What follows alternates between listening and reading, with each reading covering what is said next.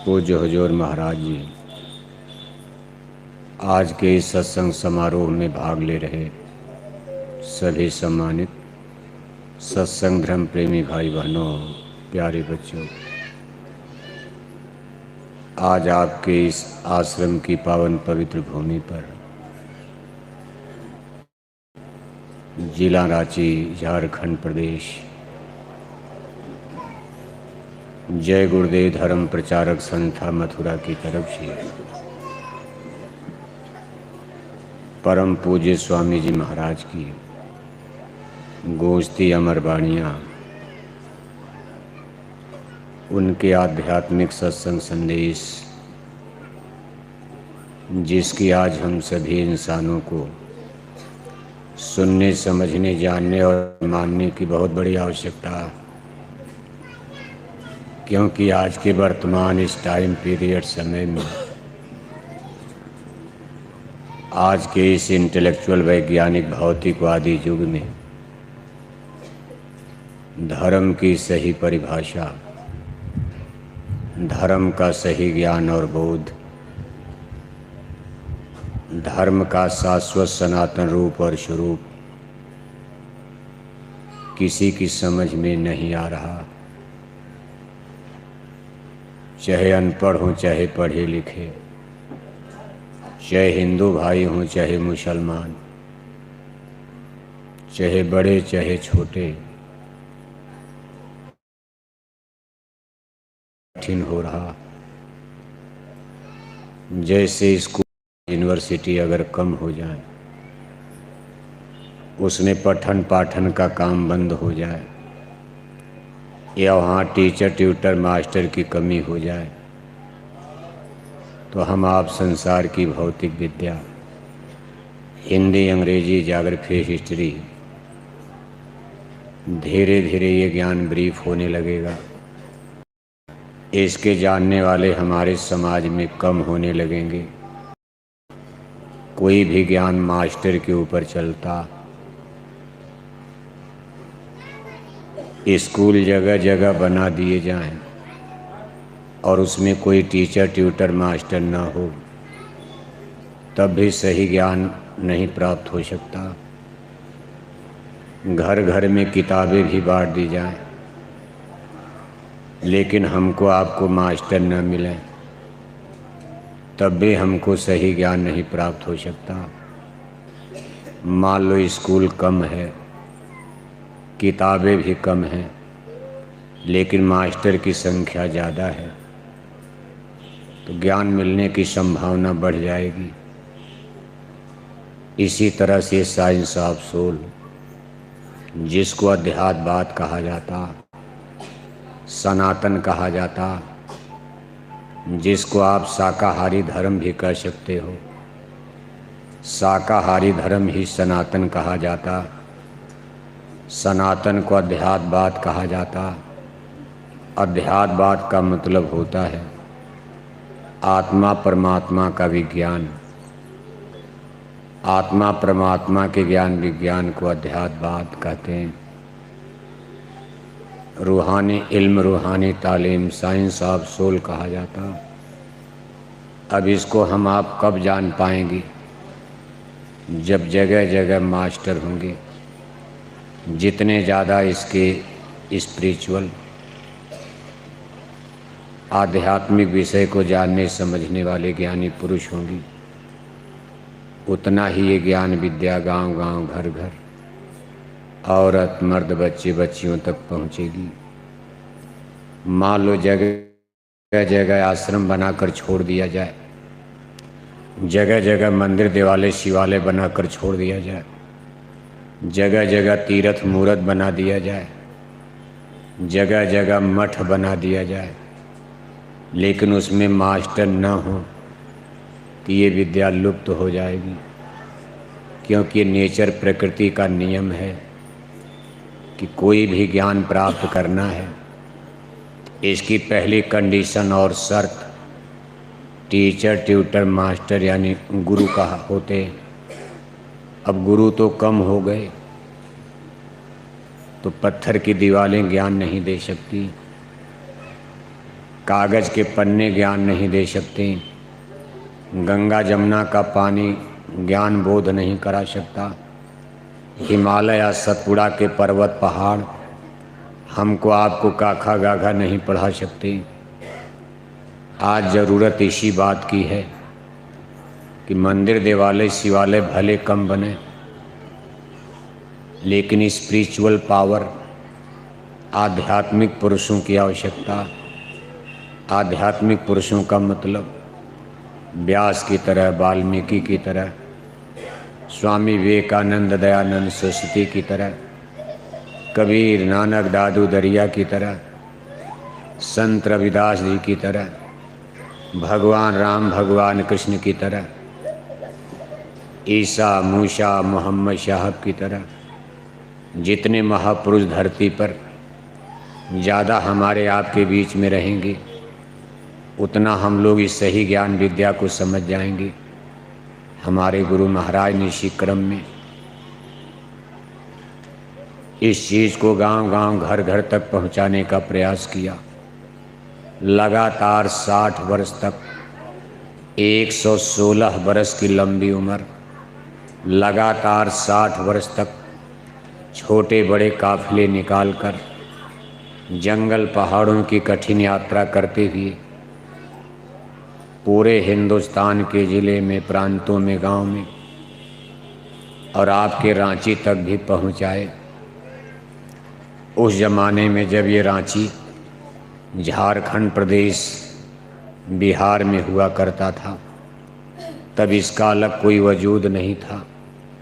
रांची एक छोटा सा शहर, आज तो ये झारखंड प्रदेश की राजधानी बन गई। इसका विस्तार आप देखो कई गुना ज़्यादा हो गया। लेकिन जब गुरु महाराज के यहाँ चरण पड़े थे, उस समय रांची एक बहुत छोटा सा शहर था और बहुत से पुराने लोग, उसमें से बहुत से लोग इस संसार को, शरीर को छोड़ करके जा चुके हैं। लेकिन उन लोगों ने इस मिशन को आगे बढ़ाने में, गुरु महाराज के साइंस ऑफ सोल के विकास में बहुत बड़ा अपना योगदान दिया, सेवा दिया, समय दिया। और आज उन लोगों की मेहनत के द्वारा देखो आपके इस रांची के जंगल पहाड़ में, जहाँ कभी लोगों को आने में डर लगता था, उत्तर प्रदेश बिहार की तरफ लोग रांची का नाम सुना करते थे और ये माना जाता था कि रांची के जंगल पहाड़ में अगर कोई उत्तर प्रदेश का आदमी चला गया तो जिंदा बच के आना मुश्किल होता। ऐसा उस समय लोग कहते थे। हम लोग छोटे छोटे थे। रांची का संबंध उत्तर प्रदेश से जुड़ा था, क्योंकि वहाँ कुछ कामगार, जैसे ईंट के भट्ठे उट्ठे पर कामगार लोग खोजने के लिए बड़े बड़े ठेकेदार आते थे। वही लोग जाकर बताते थे, प्रचार करते थे। अब उसमें सही गलत तो चलता रहता, लेकिन लोग कहते भाई बड़ा खतरनाक इलाका, क्योंकि उस समय इस तरह से सड़कें नहीं थी। जो बड़े बड़े रोड आप देख रहे हो, इतनी अच्छी अच्छी सड़कें नहीं थी, इतना डेवलप और विकास नहीं हुआ था। ककड़ीले पथरीले कंकड़ पत्थर के रास्ते। उस ज़माने में हाँ पशु बलि बहुत चलती थी। पशु बलि, जानवर को, पशु पक्षी को धर्म के नाम पर बलिदान करने की परंपरा बहुत तेज थी। परंपरा तो खैर पूरी दुनिया में चलती, लेकिन लोग कहते भाई झारखंड प्रदेश, जिसको आदिवासी बेल्ट कहते, यहाँ ये परंपरा इतनी तेज थी कि बकरी को, मुर्गी को, शुअर को मारकर और उसी का गांव भर में प्रसाद बांट देते थे। जैसे आप पूजा पाठ में मिठाई बांटते हो, कोई फल बांटता, लेकिन झारखंड में लोग इसी को बांट देते थे, देवी का प्रसाद मानकर, भगवान का प्रसाद मानकर। जहाँ इतना बड़ा अंधविश्वास, आडंबर, पाखंड के बादल, अज्ञानता के घनघोर बादल छाए हुए थे, उस जमाने में गुरु महाराज ने रांची में चरण पधारे। पहले तो रांची शहर में ही आए और यहाँ से फिर जंगल की तरफ, खूंटी की तरफ, आपके सिंगर सराय की तरफ जगह जगह गांव में जाकर देखो, इधर आपके तमाम जंगल पहाड़ों में गुरु महाराज, कितनी बड़ी संगत। आश्चर्य होता कि जो लोग रामायण देखे नहीं थे, इस जंगल पहाड़ में जो गीता भागवत देखे नहीं थे, हैं तो सब लोग हिंदू, लेकिन इन लोगों ने वेदों का नाम तक नहीं मालूम। लेकिन देखो इस आध्यात्मिक चेतन परा विद्या को गुरु महाराज ने पढ़ा दिया, मास्टर मिल गया, विद्यार्थी की समझ में आ गया। किताबों की क्या ज़रूरत है, न इनको अब रामायण चाहिए, न इनको अब गीता चाहिए, न इनको वेदों की आवश्यकता। आज आपके इस जंगल पहाड़ में ऐसी ऐसी पुण्य आत्माएं जो इस ब्रह्मांड में घंटे संग की आवाज़ सुनते रहते हैं। भारत के बड़े बड़े आचार्य प्राचार्य शंकराचार्य, भारत के बड़े बड़े पंडित पुरोहित रामायण गीता वेद भागवत पढ़ते पढ़ते जीवन खत्म हो गया। उनको ये भी नहीं पता वेद वाणी ब्रह्म वाणी अनहद वाणी अनहद नाद कैसे सुना जाता, नहीं सुन पाए। वो बाहर का ही घंटा और शंख बजाते रह गए, बाहर में ही बजाया। मंदिर देवालय बना लिया, लोहे पीतल का घंटा टांग दिया और जाकर पूजा कर चंदन तिलक टीका लगाकर, सबसे बड़ा टीका लगाकर, सबसे बड़ी माला पहनकर पुजारी बनकर सुबह सुबह नहा धोकर मंदिर में टन टन घंटी घंटा बजा रहे। ठाकुर जी की कथा में मुंह से संग फूंक कर बजा रहे, वो तो बाहर की बजाते रह गए, प्रतीकात्मक। लेकिन ये जंगल पहाड़ के लोग जिनको रामायण की एक चौपाई नहीं याद, रामायण जिंदगी में देखा भी नहीं होगा, हिंदू धर्म के जितने स्पिरिचुअल लिटरेचर्स, जितने आध्यात्मिक ग्रंथ और पोथियाँ, इस जंगल पहाड़ के लोगों ने उसको देखा भी नहीं।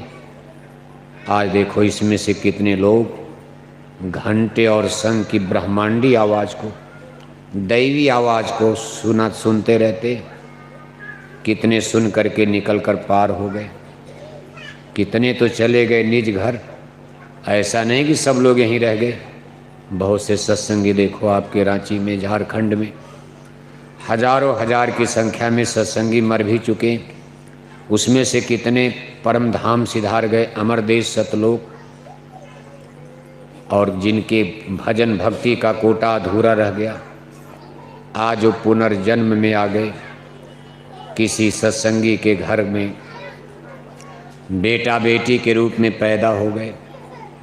आज उनकी उम्र 14 बरस, 16 बरस, 20 बरस। अब वो अपने जय गुरुदेव मिशन के युवा संगत संगठन में, युवा संगत में बच्चे बच्चियों के रूप में अब देखो सेवा में लगे हैं। आप देखते हो कितना उनके अंदर भक्ति, कितना उनके अंदर उत्साह। बूढ़े लोग तो नहीं कर पा रहे, पुराने लोग तो केवल झगड़ा में लगे। डरना मत, बम थोड़ा फूट रहा, बम तो आगे अभी फूटने वाला। राख बनेंगे महानगर तक, न्यूक्लियर पावर परमाणु युद्ध है, उसके लिए दुनिया हैरान है, रोका जा रहा, कोशिश हो रही युद्ध न हो, लेकिन क्या करोगे, विनाश काले विपरीत बुद्धि।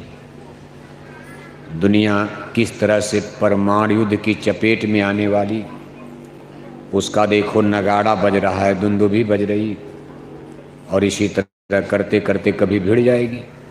झगड़ा इसी तरह बढ़ता, भाई भाई का झगड़ा, पहले गाली गलौज, लाठी निकल गई, फिर गोली चल गई, एक भाई मर गया, एक भाई जेल में, जमीन यहीं रह गई, बगीचा यहीं रह गया। इसी तरह राजे महाराजे लड़ा करते थे। आज इसी तरह प्रधानमंत्री राष्ट्रपति लड़ रहे हैं, दो ही आदमी तो लड़ेंगे। ये नहीं कि पाकिस्तान ने आक्रमण कर दिया तो भारत के प्रधानमंत्री रांची में पूछने आएंगे कि हम बम गिरावें कि न गिरावें। वोट नहीं है ये, प्रधानमंत्री को तुरंत ऑपरेशन करना पड़ेगा, क्योंकि अगर पाकिस्तान ने पहले परमाणु बम गिरा दिया तो दिल्ली खत्म हो जाएगी।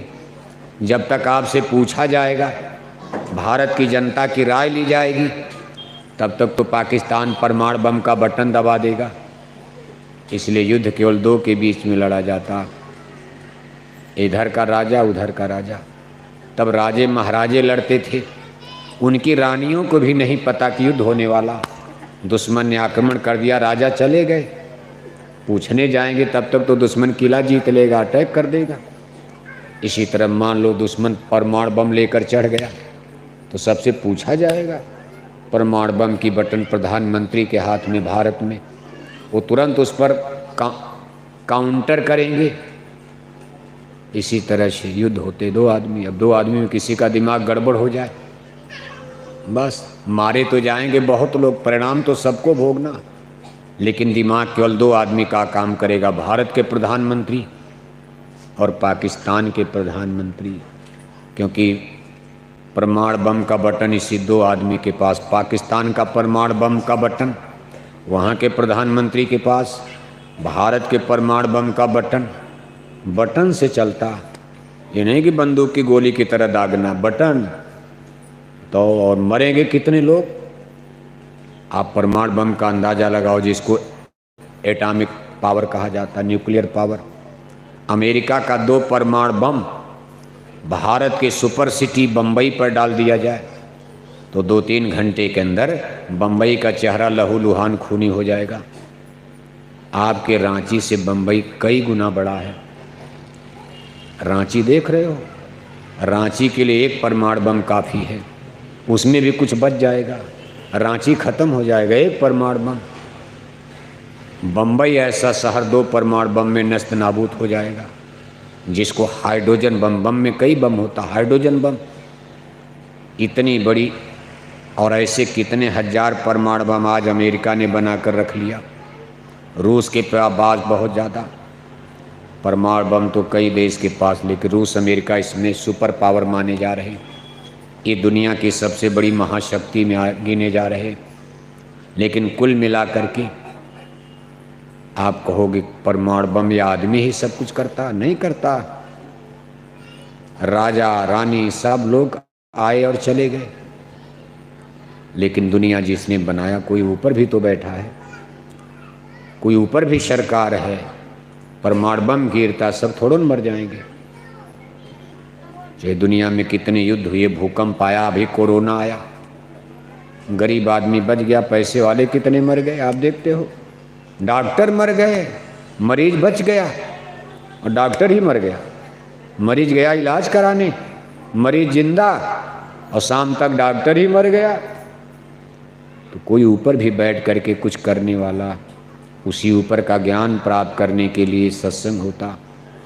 और इस सत्संग को, इस ज्ञान को जानने के लिए आध्यात्मिक स्कूल, ये स्कूल आप जो यूनिवर्सिटी कॉलेज, ये तो भौतिक विद्या के केंद्र हैं, स्कूल हैं। यूनिवर्सिटी कॉलेज में आप जाते हो, क्या पढ़ोगे? हिंदी, अंग्रेजी, geography, history, physics, chemistry, math, algebra, zoology, botany. इन सबको इंटेलेक्चुअल, बौद्धिक ज्ञान कहा जाता।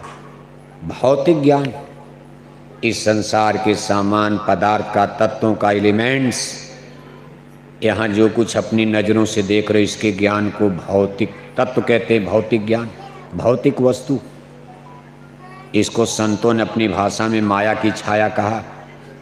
इसी भौतिक सामान पदार्थ को माया की छाया कहा गया अध्यात्मवाद में। माया नहीं, माया की छाया। जैसे आप और आपकी छाया होती, छाया भी तो है। आप चलते हो, सूरज के विपरीत आपकी परछाई पड़ती, देखने में तो लग रही, लेकिन आप परछाई को पकड़ना चाहो हाथ में नहीं आती। संतों ने कहा ये जगत मृत्यु लोक, माया की छाया। माया कहाँ है?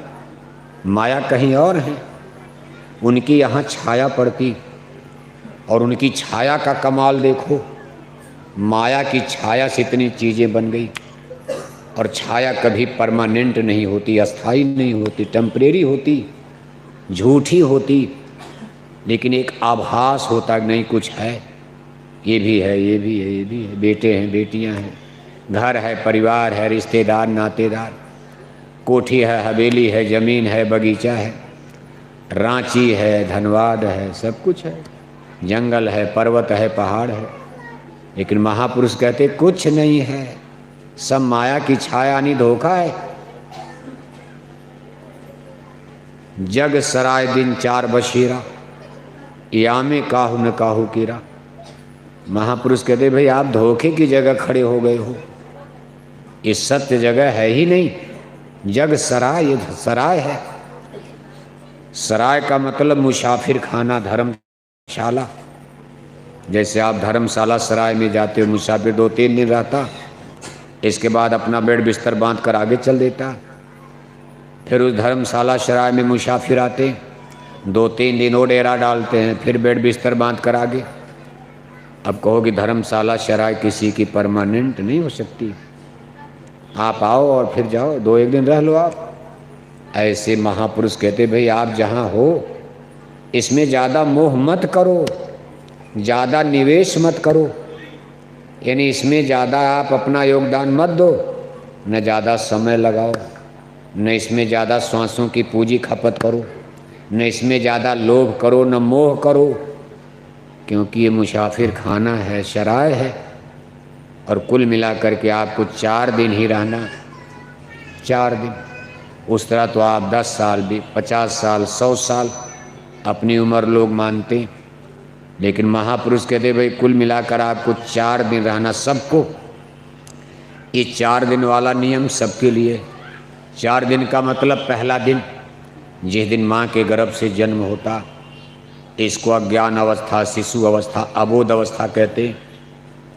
बच्चे बच्चियों को टट्टी पेशाब का ज्ञान नहीं रहता, माँ की गोद में टट्टी कर दिया, चारपाई पर टट्टी कर दिया, माँ किचन में रोटी बना रही जाके वहीं टट्टी कर दिया, सारा आटा खराब कर दिया, पेशाब कर दिया। लेकिन माताएं डंडा नहीं मारती, क्यों? अबोध अवस्था, जान रही। अब वही आगे इंजीनियर बनेगा, परमाणु बम बनाएगा, रांची का सबसे बड़ा डॉक्टर बनेगा। लेकिन आज देखो उसकी हालत, माँ की गोद में टट्टी कर दिया, चारपाई पर टट्टी कर दिया। इसको जीवन का पहला दिन कहते, अबोध अवस्था, ज्ञान अवस्था। थोड़ा चेतना आई, टट्टी पेशाब का ज्ञान बोध हुआ, किताबों का बस्ता पीठ पर लाद दिया, स्कूल कॉलेज भेज दिया गया, भाई अपना कुछ पढ़ो लिखो, ज्ञान प्राप्त करो, शिक्षा दीक्षा। ये 20-25 साल का समय, इसको जिंदगी का दूसरा दिन बाल्याकाल, ब्रह्मचर्य काल कहा जाता। इसके बाद किसी को पकड़कर शादी करवा दिया, शादी करवा। कुछ लोग नहीं करते, कहा नहीं नहीं भाई हम शादी वादी नहीं करेंगे, नेतागिरी करेंगे, या साधु सन्यासी बनकर या समाज सुधार का काम करेंगे। तमाम नेता लीडरों को आप देखते हो, कहते भाई शादी वादी करेंगे, बाउंडर रहेगा, नेतागिरी करनी है, शादी करेंगे नहीं। तमाम नेता लोग आप देख रहे हो, तमाम MP MLA में शादी नहीं करते। जैसे साधु सन्यासी लोग हो तो पूजा पाठ के लिए शादी नहीं करते, कभी ये बड़ी बाधा बनेगी पूजा पाठ भजन के लिए। बाकी ज़्यादातर तो लोग शादी करते हैं, फिर बच्चे बच्ची पैदा के इसी में बनाना बिगाड़ना। अब चाहे पूजा करो, चाहे समाज सुधार का काम करो, चाहे बच्चा बच्ची पैदा करो, रोटी कपड़ा मकान इसी में बनाना बिगाड़ना। ये जीवन का सबसे महत्वपूर्ण दिन होता है। इसको यौवन काल, युवावस्था यानी जवानी कहा जाता। इसके बाद जिंदगी का चौथा दिन आता। उस दिन की पहचान है, टूटे दांत केस भौजले, जोते गई अखियन से। जिंदगी का जब चौथा दिन आता तो उसकी पहचान क्या है? दाढ़ी बाल सफ़ेद होने लगी, दाढ़ी बाल सफ़ेद। अब औरतें हैं, उनका तो केवल बाल सफ़ेद, दाढ़ी तो पुरुषों को होती है। इनका भी बाल सफ़ेद, इनका भी बाल सफ़ेद। कान के बहरे होने लगे, सुनाई कम देता, आँख चली गई, चश्मा लगने, इनकी भी आँख कमज़ोर, इनकी भी आँख कमज़ोर। दांत टूट करके इनका भी गिरने लगता, इनका भी गिरने लगता। नकली उकली लगवा लेते, लेकिन अब आपको हो ओरिजिनल दांत। ये जिंदगी का चौथा दिन होता है, इसको वृद्धा काल, बुढ़ापा। इसके बाद जिंदगी का 5वां दिन आता। 5वां दिन जब आएगा तब इसको मौत का दिन कहते हैं। 5वां दिन आते ही कोई बचता नहीं है। 5वां दिन जब लगेगा आपका तो मौत की शहजादी आ जाती है, खुदा के फरिश्ते, मौत के सिपाही आते हैं और सीधे वारन परवाना दिखाते, चौधरी होशियार हो जाओ, आपको चलना है, निकलना है। इसी चीज को महापुरुष समझाते, हम आप इस पर विचार नहीं करते, क्योंकि हम आप सोचते यार मौत वाली बात सोचा जाएगा तब तो जिंदगी का मजे बिगड़ जाएगा, मरने वरने वाली बात बाबा मत सुनाओ। लेकिन महापुरुष मरने की कथा सुनाते, जो सत्य है, सनातन है, यही सनातन है। आदमी सोचता नहीं महाराज ऐसी कथा सुना दीजिए, हमको ऐसा आशीर्वाद देकर जाइए, हम आपके दरबार में आए हैं कि हमारी ये कोठी रांची में और बन जाए, ये कथा ठीक है। महाराज जी ऐसा सत्संग सुनाइए, आशीर्वाद दीजिए कि हमको एक बच्चा पैदा हो जाए, बहू को नौकरी मिल जाए, हमारे पास फैक्ट्री हो जाए, कारखाना हो जाए, हमारे बच्चे बच्ची सुखी रहें, दुनिया ये कथा सुनना चाहती। और संत महात्मा कह दे भाई हम आपको असली कथा सुनाएंगे, आत्मा परमात्मा का। शरीर छोड़ो, इस शरीर का मोह त्यागो, ये संसार झूठा है, इस शरीर भी छोड़ना, ये भी माया की छाया है, शरीर भी। वादिन के कर याद मुसाफिर, जादिन चल चल हुई, तेरे इस सुंदर काया पर 2 गज मलमल होगी। जिस दिन मौत की शहजादी आई, प्राण जीवात्मा को निकाल कर अलग कर दिया, ये माया की छाया धड़ाम से जमीन पर गिर गई शरीर। आज आप बाजार जाते हो, पूरी रांची में घूमते हो, बढ़िया दुकान कपड़े की, सबसे बढ़िया दुकान। अगर पैसा ज़्यादा है, मान लो पैसा कम है, छोटी मोटी दुकान से, लेकिन अगर पैसा ज़्यादा हो गया तो जितने ज़्यादा पैसा उतने बड़ी दुकान खोजोगे।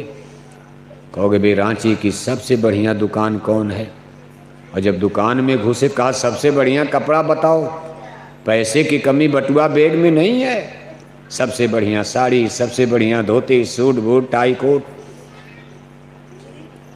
लेकिन आज जब मौत आ गई, शरीर जमीन पर पड़ा है, आप तो जाओगे नहीं, घर वाले गांव वाले गए और दुकानदार से, उसी दुकानदार के पास गए कि भाई सबसे सस्ता कपड़ा आप दे दो। दुकानदार कहता सबसे सस्ता? अरे दादा तो सबसे महंगा कपड़ा खरीदते थे। अरे कहा दादा आज मर गए, आज दादा के लिए सबसे सस्ता कपड़ा, जिसको मलमल कहा जाता, कफन। कहा वादिन की कर याद मुसाफिर, जादिन चल चल हुई, तेरे इस सुंदर काया पर 2 गज मलमल होगी। रांची का सबसे सस्ता कपड़ा मलमल, जिसको कफन कहा जाता है। ये नहीं कि 1 करोड़ रुपया बैंक में जमा कर दिया तो 10 लाख का कफन आएगा। लोग कहेंगे तो जल जाएगा, क्या जरूरत है, 10,000 का कफन देने से क्या फायदा। राजा रंग, अमीर गरीब, मलमल, सबसे सस्ते कपड़े में ओढ़ा करके, लपेट करके 4 आदमी उठा लिए और पीछे पीछे जुलूस निकाल दिया, पूरा गांव पीछे पीछे। जुलूस में नारा लगा दिया कि राम नाम, राम नाम जिंदाबाद, मुर्दाबाद नहीं। अभी तो नारा लगता है जिंदाबाद जिंदाबाद, मुर्दाबाद मुर्दाबाद, लेकिन उस दिन नारा लगता है कि राम नाम सत्य है, बाकी सब असत्य है। इसी चीज को संत समझा रहे कि भाई आप ठीक है जो कुछ मांगते हो हम देने को तैयार हैं, लेकिन इसमें आपका घाटा हो जाएगा। संत दे सकते हैं, जो परमात्मा से मिलाने का दावा करते हो, जो भगवान तक पहुंचाने की आपके सामने प्रतिज्ञा करते हैं कि तुम्हारी चिंता मैं चित्तधारी, तुम अचिंत धर रहो प्यारा, वह तो रूप दिखाकर छोड़ूं, तुम जल्दी क्यों करे पुकारा। कभी आप इस पर सोचते हो कि जो आपको भगवान से मिलाने की बात करते हो, वह आपको कार, मोटर, हवाई जहाज, दिल्ली, रांची की गद्दी, तो उनके लिए दाएं बाएं का खेल है। संत उस शक्ति का नाम है, स्पिरिचुअल पावर। जब चाहे पानी बरसा दे, ऐसे हाथ कर दिया पानी रोक दे, बीमार की बीमारी ठीक कर दे, किसी को बेटा बेटी दे दे, डॉक्टर नहीं दे पा रहे, जिसको चाहे बेटा बेटी जितना चाहो दे दे, बिना पैसे के दे दे, जहाँ चाहो जैसा चाहो संत महापुरुष कर सकते, लेकिन इसमें आपका भौतिक थोड़ा लाभ तो नजर आएगा। बेटा बेटी ले लोगे, कल कहोगे महाराज बेटा नालायक हो गया, दारू पी रहा है। हे महाराज दया कीजिए, बेटा तो नालायक हो गया, गांजा पी रहा है। समस्या आपकी खत्म नहीं होने वाली। 2-4 बेटा ले लो, लेकिन बेटे नालायक हो जाएं, कोई गांजा पी रहा है, कक्षा 10 पास नहीं कर पाए, अभी शादी नहीं ब्याह नहीं, तब तक गांजा पी लिया जंगल में माँ बाप के चोरी चोरी, जाकर दारू पी रहा, उसके लिए रोओगे आप। महाराज दया कीजिए बेटा तो नालायक हो गया। अच्छा शादी हो गई, अरे महाराज बड़ा गड़बड़ हो गया, बहू बड़ी गड़बड़ आ गई, बहू तो हमसे रोज झगड़ा करे, क्या करोगे आप? फिर कहोगे महाराज गठिया पकड़ लिया, दया कर दीजिए। महाराज अब बात पकड़ लिया, महाराज अब घुटने में दर्द हो रहा, महाराज ये बीमारी आ गई, अब आंख नहीं काम कर रही। अरे भाई मरना है, यहाँ उतने ही बोझा ला दो। संत महापुरुष कहते सोचो इसको। इसका मतलब नहीं कि आपका विकास, आप इंजीनियर मत बनो, डॉक्टर मत बनो, बनो आप, नहीं तो आप कहोगे हमको फिर बेवकूफ़ बना रहे हैं, हम लोग जंगले में रह जाएं। दिल्ली पटना वाले रांची वाले आराम से खा पी करके मौज उड़ाओ, लेकिन आपको मालूम नहीं है दिल्ली रांची पटना विनष्ट होने जा रहा, सोने की लंका जैसे जलकर भस्म हो गई। जिस विकास में, जिस सिविलाइजेशन सभ्यता में अध्यात्मवाद नहीं रहेगा, ऐसी सभ्यताएं कभी बहुत दिन जिंदा नहीं रह सकती। जैसे अधर्म और पाप करके गलत मार्ग पर चलकर कोई आदमी बहुत दिन जिंदा नहीं रहता, ऐसे ऐसी सिविलाइजेशन, ऐसी संस्कृति, ऐसी कल्चर, ऐसी सभ्यता जिसमें मनुष्य का नैतिक बल कमज़ोर हो जाए, चरित्र बल कमज़ोर हो जाए, आदमी को सच्चे धर्म का, कर्म का, मानवता मनुष्यता का ज्ञान न हो, आदमी बिल्कुल जानवर की तरह काम करने लगे, ऐसी सभ्यताएं, ऐसा राष्ट्र, ऐसा समाज नष्ट हो जाता, जैसे सोने की लंका जलकर भस्म हो गई। इसीलिए संसार में भारत जिंदा है, कभी सिकुड़ जाता, फिर फैल जाता, कभी विश्वगुरु बन जाता, कभी इसको दबा दिया जाता, लेकिन ये अध्यात्मवाद का अंकुर ये भारत की धरती पर आकर के सिमट जाता, और वो भी गंगा जमुना की पावन भूमि पर। काशी, अयोध्या, मथुरा, प्रयागराज, ये चतुष्कोण ईश्वर ने बनाया, और यहीं भगवान जन्म लेते। लंदन अमेरिका में कभी भगवान ने जन्म नहीं लिया, जब जब भगवान ने जन्म लिया है उसी धरती पर। काशी, अयोध्या, मथुरा, प्रयागराज, ये चतुष्कोण है। आप देखो उधर मथुरा, इधर अयोध्या, इधर काशी बनारस, उधर प्रयागराज इलाहाबाद। ये धरती बनाते समय जगह निश्चित कर दी गई। हमने आपने धरती नहीं बनाई, जिन्होंने बनाया, कहा जिसने सूरज चाँद बनाया, जिसने सूरज बनाए, चंदा बनाए, तारे बनाए, धरती को बनाया। ओरिजिन ऑफ फेथ, हमारी धरती को किसने बनाया? हमने आपने बनाया। हम आप तो तब थे भी नहीं जिस दिन धरती गढ़कर तैयार हुई। कौन बनाया? कोई क्रेन मशीन? भगवान के पास कौन सी क्रेन मशीन है? लेकिन बना दिया। आज क्रेन मशीन पूरी दुनिया की लगा दी जाए मशीनरी, हम लोग इतना बड़ा हिमालय पहाड़ नहीं बना पाएंगे, इतना गहरा समुंदर हम लोग नहीं बना पाएंगे। भारतवर्ष के सारे मनरेगा के मजदूर लगा दिए जाएं, नहीं बना पाएंगे। लेकिन किसने बना दिया? उसकी कला क्या, कैसे बनाया? समुंदर इतना गहरा बना दिया और खोद करके मिट्टी कहाँ डाला कहीं अता पता नहीं, और उसने बना करके जब हमको आपको बनाया और हमको आपको धरती पर उतार दिया। ये शरीर बनाई गई धरती पर, शरीर जरूरी था क्योंकि उनकी नीयत थी आपको यहाँ रोकना था।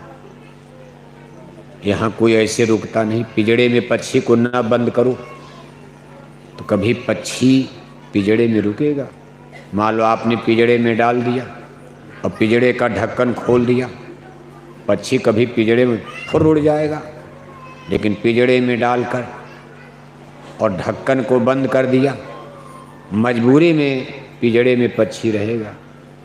इसी तरह तन मन का पिंजड़ा बनाकर कहा काल लाए तन मन में घेरा, दुख पाए तुम बहुत घनेरा।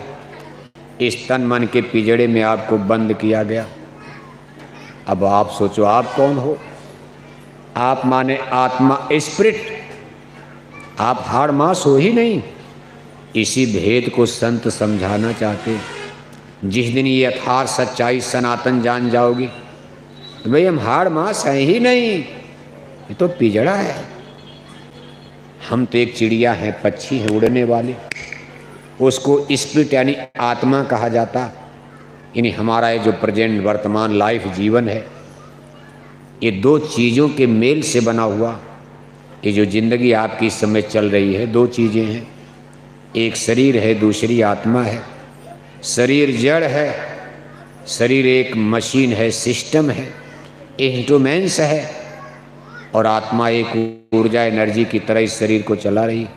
जैसे आपके घर में तमाम मशीन है, आटा चक्की मशीन है, कूलर है, फ्रिज है, फैन है, पंखा है, पानी वाला पंपिंग सेट है, लेकिन आपके घर में बिजली न हो तो कोई मशीन काम करेगी? आटा चक्की आप खरीद कर लाए और घर में बिजली का कनेक्शन है ही नहीं, तो आटा चक्की मशीन आटा बनाएगी?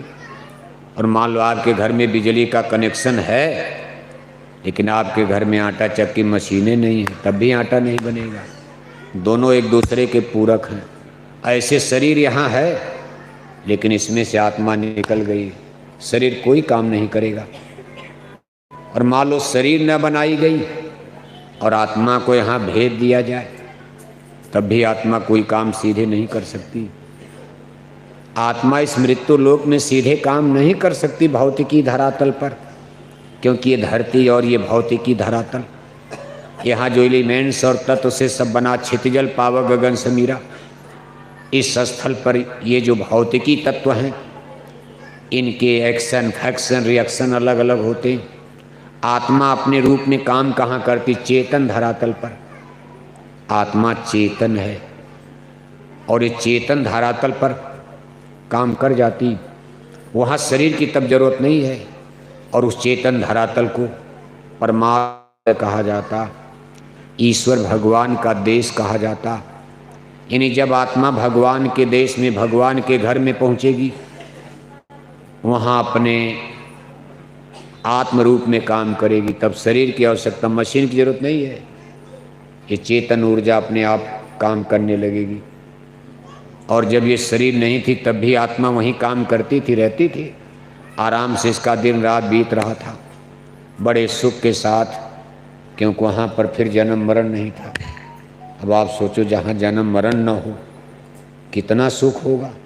यहाँ तो सबसे बड़ी समस्या जन्म मरण की ही है, चिंता यही रहती। बच्चा पैदा हुआ, एक दिन के लिए कितनी खुशी है, पूरे गांव में लड्डू बांटा जा रहा, मंगल गीत गाए जा रहे, अगले दिन से चिंता बच्चा मर न जाए। अब मरने वाली चिंता, छोटा सा बच्चा 1 किलो का वजन, मरने में क्या देर लगेगी? कोई सांप, कोई बिच्छू, कोई लोहा लगकर गिर जाए, माँ सुला कर चली गई, कुछ गिर जाए मर ही जाएगा, एक ईंटा कंकड़ गिर जाए मर जाएगा। कितनी चिंता माताओं को रहती, कहीं मर न जाए। माँ का दूध पीना छोड़ दिया, रात भर नींद नहीं कि भगवान दया करो सुबह हो जाए, सबसे बड़े अस्पताल में रांची ले चलेंगे डॉक्टर के पास, कहीं मेरा बच्चा मर न जाए। अब जितने लोग आपके सगे संबंधी, सबकी चिंता खाती, रिश्तेदारी कर लिया। अभी तक तो बेटा बेटी, अब बेटे की बहू की चिंता, शादी हो गई, अब बहू की चिंता, रोज मोबाइल लगाओगे, अरे भाई कैसे हो, कहीं वो न मर जाए, अरे कहीं बहू, अब तक तो बेटे की चिंता, अब उसमें एक बहू जुड़ गई शादी के बाद, अब रोज बहू की चिंता लगती, भाई कहीं वो न मर जाए। तब तक बहू घर में आई, एक और बच्चा नाती पैदा हो गया, एक और चिंता, कहीं नाती न मर जाए। फिर रिश्तेदार आपने बढ़ा डाला, रिश्तेदारों की चिंता रहती, भाई फोन आया, घंटी रात में 11 बजे बजती, आदमी कहाँ पे जाता, भाई इतनी रात को घंटी बज रही है, कोई गड़बड़े होने वाला। और फिर हिम्मत करके आप घंटी सुनते हो, नहीं नहीं अच्छा ठीक है, अच्छी खबर है, नौकरी मिल गई, खुशी की बात है। लेकिन पता चला हार्ट अटैक हो गया, एक्सीडेंट हो गया। तो दुनिया में आदमी को मरने से सब लोग डरते हैं, कोई मरना चाहता, बुढ़ा भी नहीं मरना चाहता। आप देखते हो घर में बुढ़िया सास है, बहू रोज डांट रही थे, भगवान बुढ़िया जल्दी मर जाती, लेकिन बुढ़िया से पूछो मरना चाहती हो? बुढ़िया भी कहती नहीं नहीं बाबा अभी नहीं, अभी घर में नाती की शादी होने वाली, जरा नाती की बहू हम देख लेते, बस इसी मई जून के महीने में शादी होने वाली। मान लो शादी हो गई, फिर बुढ़िया से पूछो मरोगी? अरे नहीं बाबा रुक जाओ, अभी जरा बहू के बच्चा हो जाए वो भी देख लें हम जल्दी है। इस तरह दुनिया में कोई मरना नहीं चाहता। अगर भगवान न मारे, जबरदस्ती यहाँ सिपाही न भेजा जाए कि जाओ इनको पकड़ कर ले आओ, कोई चलने के लिए तैयार? इतने लोग आप बैठे हो सत्संग रोज सुन, आप ही से कहा जाए आज मरोगे आप, आज कह दिया आज सतलोक का दरवाज़ा खुला है, बिना भजन के आज जो मर जाएगा सतलोक पहुंच जाएगा। तो आप भी कहोगे महाराज अभी ठहर जाइए, अगली बार जब सतलोक का दरवाज़ा खुलेगा हमारा नंबर लगा दे, आज मत लगाइए। कोई मरना नहीं चाहता। एक बार भगवान श्री कृष्ण अपने परम मित्र उद्धव के साथ जंगल में घूमते जा रहे थे। उद्धव ने कहा केशव आप ब्रह्म पुरुष हो, परमात्मा हो, भगवान हो, ब्रह्म हो, ये जीव बेचारे यहाँ भटक रहे हैं, आप इनको ले चलो, अपने देश ले चलो, जन्म मरण से इनको पार करो। भगवान के ने कहा उद्धव मैं भी सोचता हूँ, लेकिन समस्या ये जाने को तैयार नहीं। उद्धव ने कहा महाराज क्यों नहीं जाएंगे? तो सामने एक सूअर नजर आ गई तब तक जंगल में। भगवान के ने कहा भाई देखो ये भी जीव है, कितना दुख उठा रहे, जाओ सूअर से पूछो कि भगवान कृष्ण है, आप हो तो आज आपको स्वर्ग भेज देंगे, मुक्ति मिल जाएगी, जन्म मरण ये जानवर में जन्म मरण भोग रही हो। उद्धव गए सूअर के पास, कहा देखो भाई ये भगवान जोगेश्वर कृष्ण है, ये कह रहे हैं कि आज आपको हम स्वर्ग भेज देंगे, चलो। सूअर ने कहा भाई भगवान कृष्ण को तो मैं जानती, बड़ा नाम सुना, और वो भगवान जोगेश्वर हैं, भेज सकते हैं, लेकिन जाकर भगवान श्री कृष्ण से पूछो कि स्वर्ग चलने के लिए तो हम तैयार हैं, लेकिन वहाँ टट्टी मिलेगी कि नहीं मिलेगी? टट्टी, सूअर को टट्टी अमृत लगती, दिन भर टट्टी खाता। सूअर का आप कितनों बढ़िया भोजन सबको दे दो नहीं खाएगा, भाग भाग के टट्टी में। सूअर ने कहा भाई भगवान कैसे कहो कि उनके स्वर्ग बैकुंठ में टट्टी मिलेगा कि नहीं खाने के लिए? उद्धव ने कहा टट्टी, अरे वहाँ तो अमृत में, अरे कहा मेरे लिए टट्टी ही अमृत, मैं अमृत क्या जानूँ? उद्धव आकर के कहते प्रभु वो तो कह रही है, सूअर कह रही कि टट्टी मिलेगी नहीं मिलेगी। तो भगवान के ने कहा उद्धव बताओ कैसे ले चलूँ इनको? कोई टट्टी मांग रहा, कोई बेटा बेटी के मुँह में है, कोई इंजीनियर डॉक्टर बनना चाहता, कोई राजा रानी बनना चाहता, सब इस माया की बाजार में ऐसे भूल भरम में सब मुझको भूल गए। माया ने ऐसा इनको गफलत में पर्दे में डाल दिया। यहाँ से कोई निकलना चाह, जिसको जहाँ डाल दिया गया। जब सूअर जाने को तैयार नहीं है तो प्रधानमंत्री मुख्यमंत्री क्या जाएंगे बताओ आप? रांची शहर में 1-1 करोड़ के फ्लैट में रहने वाले लोगों से कहो स्वर्ग चलोगे? ये लोग जाने को तैयार होंगे? आप ही से कहा जाए चलोगे, आप कहोगे महाराज आप जरा अपनी वृत्ति को देखो कहाँ कहाँ फंसी है। कहा बंधे तुम गाढ़े बंधनान, पहला बंधन पड़ा देह का। बाबू साहब सो गए, सो रहे? अरे देखिए सब कुर्सी खाली हो गई, आप भी यहाँ से हट जाइए, जब नींद आवे तो हट जाना चाहिए ना। देखिए नीचे वाले तो बेचारे जाग रहे हैं, कुर्सी वाले सो जाते हैं। कुर्सी तो गड़बड़ करती है, कुर्सी मिल जाए तो फिर कोई जनता चूल्हे बाहर में जाए। दिल्ली रांची में कुर्सी मिल गई और वहाँ बैठ कर के बस बोतलें पीते रहे, भारत माता की जय बोलते रहे और विदेशी बैंकों में खाता। एमपी एमएलए क्या करते हैं? जब तक नहीं आपने बनाया तब तक हाथ जोड़े रहे, अब कि हम आपको ठीक करेंगे, बड़ी आपकी सेवा करेंगे। और जब आपने दिल्ली और रांची भेज दिया कुर्सी पर, तो वहाँ जा कर के बस दादा का खजाना तो है नहीं, दादा का पैसा है, गरीब जनता का खजाना है, बस बोतलें पीते रहे, भारत माता की जय बोलते रहे और विदेशी बैंकों में खाता। जनता चूल्हे भाड़ में जाए, सड़क बने न बने, स्कूल अस्पताल बने न बने, फैक्ट्री कारखाना नौकरी चाकरी मिले न मिले, उनका काम तो बन गया। बोतलें पीते रहे, बोतल माने दूध नहीं, दूध भी पीते तब गनीमत थी। क्या उन बोतल? शराब की बोतल। देश के एमपी एमएलए हुक्मरान दिल्ली रांची की गद्दी पर बैठ कर के दारू पीते रहते हैं। शराब के नशे में अनाप शनाप कानून बना डाले, मारा धर्म का सत्यानाश कर दिया। शराब के नशे में मुर्गी पालन, बताओ। आज जय गुरुदेव मिशन की तरफ से शाकाहारी धर्म का प्रचार हो रहा कि पशु पक्षियों की हिंसा हत्या बंद करो, और हमारी सरकार ने कानून बना दिया कि ले जाओ पैसा, मुर्गी पालन खोलो, सुअर पालन खोलो, मछली पालन गांव-गांव खोलो, शराब की दुकानें गांव-गांव खोलो। तो बताओ जनता उनकी सुनेगी कि हम बोरे वालों की सुनेगी? बोरे वाले कोई सरकार है? आप शाकाहारी जैकेट पहनकर कितनों प्रचार करो, कौन आपकी सुनेगा? जनता यही कहती, क्या नेता लीडर बोरे वालों से पागल है? क्या नेता लीडर से ज़्यादा बुद्धि शाकाहारी जैकेट वाले रखते? अगर मांसाहार में इतनी बुराई थी तो हमारी सरकारों ने मुर्गी पालन क्यों खोल दिया? आप रांची के बड़े बड़े डॉक्टर के पास जाओ, पीजीआई में जाओ, बड़े बड़े मेडिकल कॉलेज में जाओ, इतने पढ़े लिखे डॉक्टर, सब लोग कहते मछली में विटामिन डी है, अंडा में विटामिन सी है। तो ये सवाल जरूर उठेगा आगे। अभी तो आपकी बात पर कोई ध्यान नहीं देता, लेकिन जब लोग ध्यान देंगे तो एक इस पर बहस होने वाली कि क्या ये जैकेट वाले, शाकाहारी जैकेट का प्रचार करने वाले लोग, ये तमाम साधु संत महात्मा, क्या ये लोग डॉक्टरों से ज़्यादा अकल रखते हैं? क्या साइंस और विज्ञान से सुपर ज्ञान रखते हैं? दुनिया के बड़े बड़े साइंटिस्ट, वैज्ञानिक सब मांसाहार को सपोर्ट कर रहे हैं। आज आपको मालूम होना चाहिए दुनिया में करीब करीब 6.5 अरब से ऊपर आबादी है।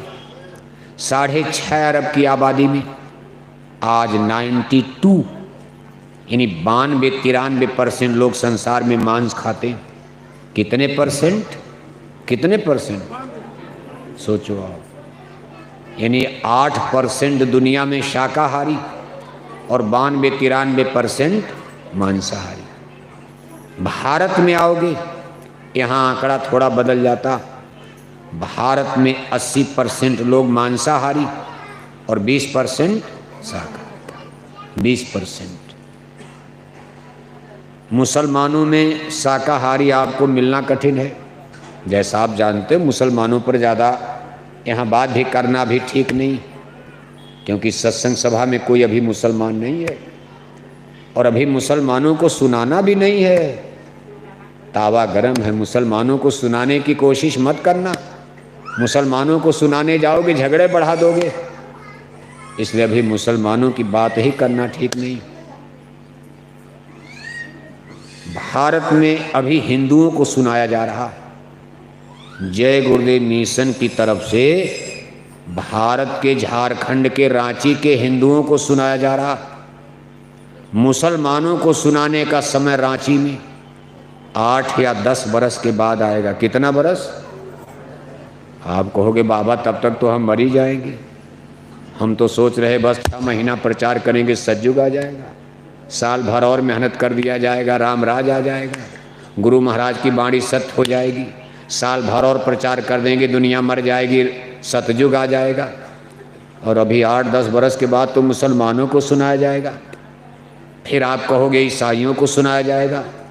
फिर आप कहोगे विदेश ईरान इराक के मुसलमानों को सुनाया जाएगा। फिर आप कहोगे अब लंदन अमेरिका को सुनाया जाएगा। तब तक तो कितने लोग मर जाओगे, क्या फ़र्क पड़ेगा? अरे हमारे लाखों सत्संगी मर गए, कोई फ़र्क? लाखों लोग मर गए। माँ बाप मर जाते हैं, घर चलता रहता। लोग कहते बे माँ बाप मर गए कोरोना में, बच्चे जिंदा है। छोटे छोटे बच्चे छोड़कर और माँ बाप कोरोना में मर गए। लोग कहते हैं कि इस बच्चों का क्या होगा, लेकिन देखो कोई मिल गया दयालु, क्योंकि सब आत्माएं, सबका पिता तो परमात्मा है। ये तो माता पिता दुनिया नकली है, असली मालिक तो कोई सबका है, जिसकी सारी रूहें रब की हैं, सारी रूहें खुदा की हैं। एक ही अल्लाह ताला खुदा रब्बुल आलमीन ने सारी खिलकत जहान को पैदा किया। सगला सृष्टि मोर उपजाया, सब पर मोर बराबर दाया, सबका पिता परमेश्वर है। यहाँ तो हम आप धोखे में रिश्ता बनाते, नकली है। माँ बाप मर गए, बच्चे इंजीनियर बन जाते हैं, और जिसके माँ बाप जिंदा वो अपने बेटा बेटी को चपरासी नहीं बना पा रहे हैं। देख रहे हो आप, तो कोई और शक्ति है। आप जिंदा हो, आपके पास पैसा है, सोर्स है, बढ़िया बढ़िया स्कूल में रांची में आपने भेजा, लेकिन बच्चे चपरासी नहीं बन पाए, नौकरी नहीं मिल रही। और देखो गरीब आदमी, माँ बाप मर गए, कोई दयालु ने दया करके दान दक्षिणा देकर चंदा चुटकी से पढ़ा दिया, और वो पढ़ करके इंजीनियर, डॉक्टर, कलेक्टर तक बन गए। इब्राहिम लिंकन अमेरिका के राष्ट्रपति बन गए, मुसहर जात के आदिवासी, जिनको जंगल में मुसहर कहते हो। भारत में जंगल में रहते थे, कुछ नहीं था, ऐसे बिजली के नीचे बल्ब सड़कों पर बैठकर पढ़ते थे, और एक समय अमेरिका के राष्ट्रपति बन गए। अमेरिका ऐसा थे, भारत अमेरिका के। कहने का मतलब यह है कि ये सब कई जन्मों का कर्म का खेल चलता। हमने जो कुछ बोया वही काटा जाता। आप कार्तिक का महीना आ गया, अपने खेत में गेहूं बोओगे, गेहूं काटोगे, चना बोओगे, चना काटोगे। कोई चना बो करके मटर नहीं काट सकता। ये सृष्टि कर्म प्रधान सृष्टि है। बाबू साहब, इतनी कथा, फिर आप पर सत्संग भटक जाएगा। देखो आप कहते कर्म प्रधान विश्व चिराखा, जो जस करी सो तस फल चाखा। यहाँ केवल पैसा, धन, दौलत, बाय साधन नहीं, सबसे बड़ी चीज है कर्म, सुख दुख। इसमें सबसे बड़ी भूमिका क्या निभाता है? कर्म निभाता है। कर्म, सुख दुख कर्म पर मिलता। 1 करोड़ आपको दे दिया जाए, लेकिन मिठाई नहीं खा पाओगे अगर कर्म गंदा कर दिया। क्यों? डॉक्टर कहेगा शुगर हो गया, सब लोग गप गप रसगुल्ला मार रहे हैं, आप टुकुर टुकुर देखते रहते हो। क्या खाओगे? अब करेला खाओगे। करेला? जिंदगी में करेला नहीं खा रहे। का करेला की सब्जी अच्छी नहीं लगती, लेकिन आज आपको करेला खाना है। करोड़ों रुपया बैंक में, लेकिन रसगुल्ला नहीं, मिठाई नहीं खाओगे आप। बिना चीनी वाली आपको काफ़ी पीनी। जिंदगी का सारा मजा आपका वृथा हो गया। बीपी हाई हो रही, लो हो रही। 1 करोड़ का बंगला बना लिया, लेकिन आधी रात को सीने में, चेस्ट में इतना दर्द हुआ कि चारपाई पर उछल गए 1 फुट। मैया बप्पा चिल्ला रहे, नाती पोता गाड़ी पर लाद करके अस्पताल ले गए। डॉक्टर कहीं पेट फाड़ रहा, कहीं सीना काटा जा रहा। तब तक राम नाम सत्य हो गए, कोठी क्या करेगी। इसलिए संसार में जो सुख है, कभी ये भूल मत करना कि अंग्रेजी पढ़ने से सुख मिल जाएगा, बढ़िया कपड़े पहनेंगे तो सुख मिल जाएगा, ज़्यादा पैसा हो जाएगा सुख मिल जाएगा, 1 दर्जन बेटा बेटी पैदा हो जाएंगे तब सुख मिल जाएगा, ज़्यादा जमीन हो जाएगी सुख मिल जाएगा, ज़्यादा हिंदी अंग्रेजी पढ़ लेंगे सुख मिल जाएगा।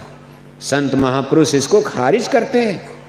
कहा ना सुख विद्या के पढ़े, ना सुख वाद विवाद, संत सुखी सहजो कहें, लागी सुन्न समाद। सुन्न समाद यानी शब्द की तरफ अंतर्दृष्टि खोलकर अंतर जगत में जब हम नाम का अमृत, शब्द का अमृत पिएंगे, सच्चा सुख तो अपने अंदर है, बाहर में कोई सुख है ही नहीं। ये सब दुखों के कारण बन जाते हैं। इसीलिए जिनको ज्ञान होता, बैराग हो जाता, वो इससे अलग होने की कोशिश करते। खैर आपको तो गुरु महाराज ने गृहस्थ आश्रम में रखा। गुरु महाराज ने बिल्कुल देखो उलट कर दिया। कहा बच्चा घर परिवार छोड़कर जंगल जाओगे, साधु बनोगे, कभी भजन नहीं कर पाओगे, घर में रहना। और उसके पीछे कारण यही था, कलयुग है। कलयुग में देखो अन्न में प्राण होता। कलयुग में 2 दिन रोटी न मिले तो आसमान आपके सामने आंखों से चिंगारी छूट जाएगी। आप कहने लगोगे भूखे भजन न होय गोपाला, ले लो अपना कंठी माला। आप मथुरा जाते हो, देखते हो, थोड़ा सा भंडारे में रोटी लेट हो गई, थाली बजाकर जिंदाबाद मुर्दाबाद करने लगते लोग, नारा लगा देते, क्या ना आपकी, आपको सेवा नहीं देंगे, ये नहीं करेंगे, ठीक भोजन नहीं कराया। ये कलयुग है। कलयुग में अन्न में प्राण बताया गया। और अन्न कमाने के लिए भाई कौन खेती, सब लोग साधु बन जाओगी तो रोटी कहाँ से मिलेगी, कहाँ से सब्जी मिलेगी, कहाँ से अनाज मिलेगा, कहाँ से फल मिलेगा। तो करना तो पड़ेगा रोजी रोटी के लिए। कोई नौकरी करेगा, कोई दुकान करेगा, कोई दफ्तर करेगा, कोई खेती करेगा, कोई दूध लाएगा, कोई ये करेगा। समाज चलता रहेगा, सबको रोटी की आवश्यकता है। इस कलयुग में, सतयुग में हड्डी में प्राण होता था। जब ये प्राण हड्डी में थे, केवल सांस क्रिया चलती रहे, आदमी जिंदा रहता था, पानी की भी जरूरत नहीं। हड्डी में प्राण का मतलब समझते हो कि यानी अगर सांस चलती रहे, सांस चलने का मतलब ऑक्सीजन, जिसको O2 यानी हवा कहते हैं, ये प्राण अपान वायु अपने हार्ट में, अपने लेंस यानी फेफड़े में, इसका संचरण सही तरीके से होता रहे, आदमी जिंदा रहता था, पानी की भी जरूरत नहीं। इसीलिए ऋषि मुनि 10-10 हजार बरस, आप उनका इतिहास पढ़ते हो, 5-5 हजार बरस ऐसे आंख बंद करके नदी के किनारे पेड़ के नीचे बैठ गए। चमड़ी सूख गई, खून सूख गया, हड्डी बिल्कुल नजर आ रही, यहाँ तक कि शरीर में चींटी दीमक लग गए। वाल्मीकि जी के 5000 बरस, एक बार बैठे तो बैठे ही रह गए, 5000 बरस शरीर में चींटी दीमक लग गया, तब उनका नाम वाल्मीकि पड़ गया। वाल्मीकि का मतलब चींटी दीमक होता, नाम तो उनका रत्नाकर था, लेकिन बाद में नाम वाल्मीकि पड़ा जब शरीर में चींटी दीमक तपस्या करते करते लग गए। अब ये बात जरूर आश्चर्य करती, इसीलिए लोग आज के ज़माने में, मान लो आप लोग तो सत्संगी हो, सत्संग सुनते रहते हो, आपको अविश्वास तो नहीं होगा, लेकिन जो लोग सत्संग नहीं सुनते, धर्म कर्म में कम रुचि रखते, हिंदी अंग्रेजी ही ज़्यादा पढ़ते रहते, उन लोगों के अंदर कई भ्रम होता कि 5000 100 बरस जीना। अरे आदमी तो 100 बरस जीता, 5000 बरस तपस्या कैसे करेगा? 5000 बरस कहाँ उम्र रहती थी? लेकिन ऐसा नहीं था। सतयुग में प्रथम कालखंड में आदमी की उम्र 1 लाख बरस, द्वितीय कालखंड त्रेता में 10,000 बरस, तृतीय कालखंड द्वापर में 1000 बरस, चतुर्थ कालखंड कलयुग में, अब नहीं बोलेंगे, आप सोच सकते हैं, अब नहीं बोलेंगे। कलयुग में चतुर्थ कालखंड में देखो 100 बरस, और अब तो 100 बरस से भी कम, 100 बरस तो बहुत कम है लोग, लेकिन औसत माना गया कलयुग में 100 बरस। सतयुग में 1 लाख बरस उम्र, बताओ आप। अब 1 लाख बरस में 5000 बरस तपस्या, तब भी 95,000 बरस। मान लो 10,000 बरस जंगल में चलने गए पढ़ने के लिए, तपस्या करने, तब भी 90,000 बरस तो उम्र बची है। त्रेता में 10,000 बरस, 10,000 बरस में मान लो 5,000 तपस्या कर लिया, तभी 5,000 बरस जिंदा है। एक प्रश्न तो आपका हल हो गया कि भाई ये 5,000 बरस, 10,000 बरस, लाख लाख बरस लोग तपस्या करते थे, बड़े बड़े ऋषियों के नाम आते।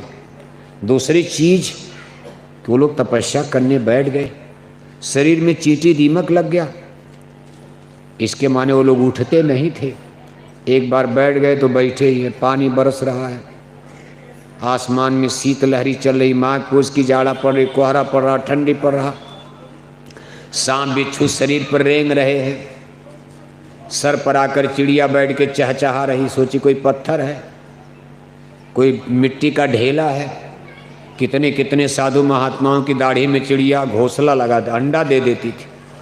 चिड़िया सोचती थी कोई घोंसला है, कौन घोंसला बनाने की क्या जरूरत, दाढ़ी जमीन तक लड़ गई, उसी में बच्चा अंडा दे दिया, तब तक अंडा से बच्चा पैदा कर दिया, बच्चे उड़ गए और महात्मा जी की समाधि लगी है।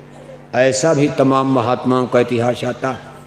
चुपचाप बैठे, कोई मंदिर देवालय नहीं, तब मंदिर वंदिर नहीं बनते थे, मंदिर वंदिर की मान्यता तो कलयुग में हुई है।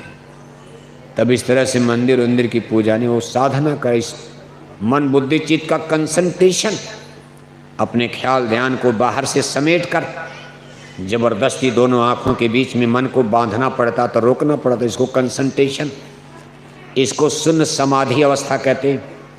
यानी शरीर हमारा शून्य, जैसे आप कहते भाई शरीर बिल्कुल शून्य हो गया, लकवा मार गया, शरीर में जैसे हाथ पैर में दम नहीं, ऐसी अवस्था। एक तो बीमारी है, लकवा तो बीमारी है, शरीर शून्य हो जाएगा, आदमी मर जाएगा। लेकिन साधना के द्वारा ऐसी अवस्था प्राप्त करना जिसमें शरीर बिल्कुल शून्य हो जाए, शरीर में कोई सुई चुभा रहा तब भी पता नहीं, शरीर को कोई चाकू से काट रहा तब भी पता नहीं, शरीर पर सांप बिच्छू चढ़ गए तब भी पता नहीं, ठंडी पड़ रही तब भी पता नहीं, जाड़ा पड़ रही पता नहीं, पानी बरस रहा शरीर पड़ा है, कोई अता पता नहीं। ये तब होता है जब हमारी स्पिरिचुअल पावर, सारी चेतन शक्ति दोनों आँखों के बीच से होकर यहाँ पहले इकट्ठा होती, पहले शरीर से निकल कर के चेतन शक्ति दोनों आँखों के बीच में इकट्ठा हो गई, तब इसके बाद यहाँ फोर्स बनता। फोर्स, इसको आप इस तरह समझ सकते हो जैसे पानी की पाइपलाइन से पानी आगे बढ़ रहा, उसमें जगह जगह टोटी लगा दी गई।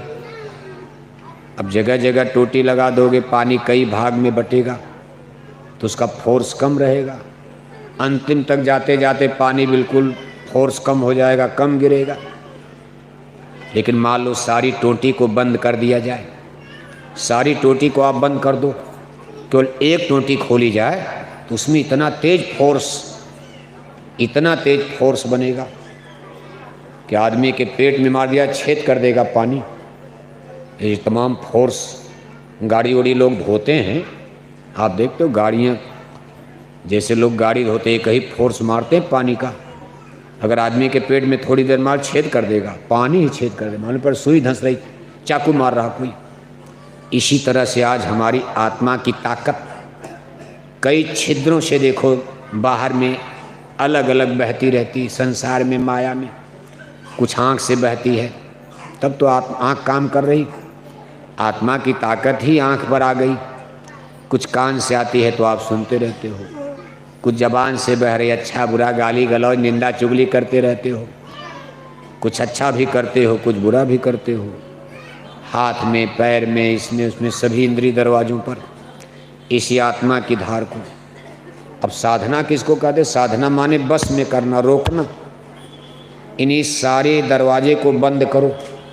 बंद करने का मतलब सब जगह से अपनी शक्ति को आप खींचो और इसको समेट कर केवल एक धार बनाओ आप। और ये धार कहाँ बनानी है? 10वीं गली में आज्ञा चक्र मुकाम पर। इसको 10वीं गली 10वां द्वार कहते हैं। महापुरुष कहते भाई यहाँ तक आप आ जाओ, मैं वचन देता हूँ आपको, मैं अगम गली दिखा दूँगा, परमात्मा तक पहुँचा दूँगा। मेरे रंग महल चल आओ, दिखाऊं तो ही अगम गली।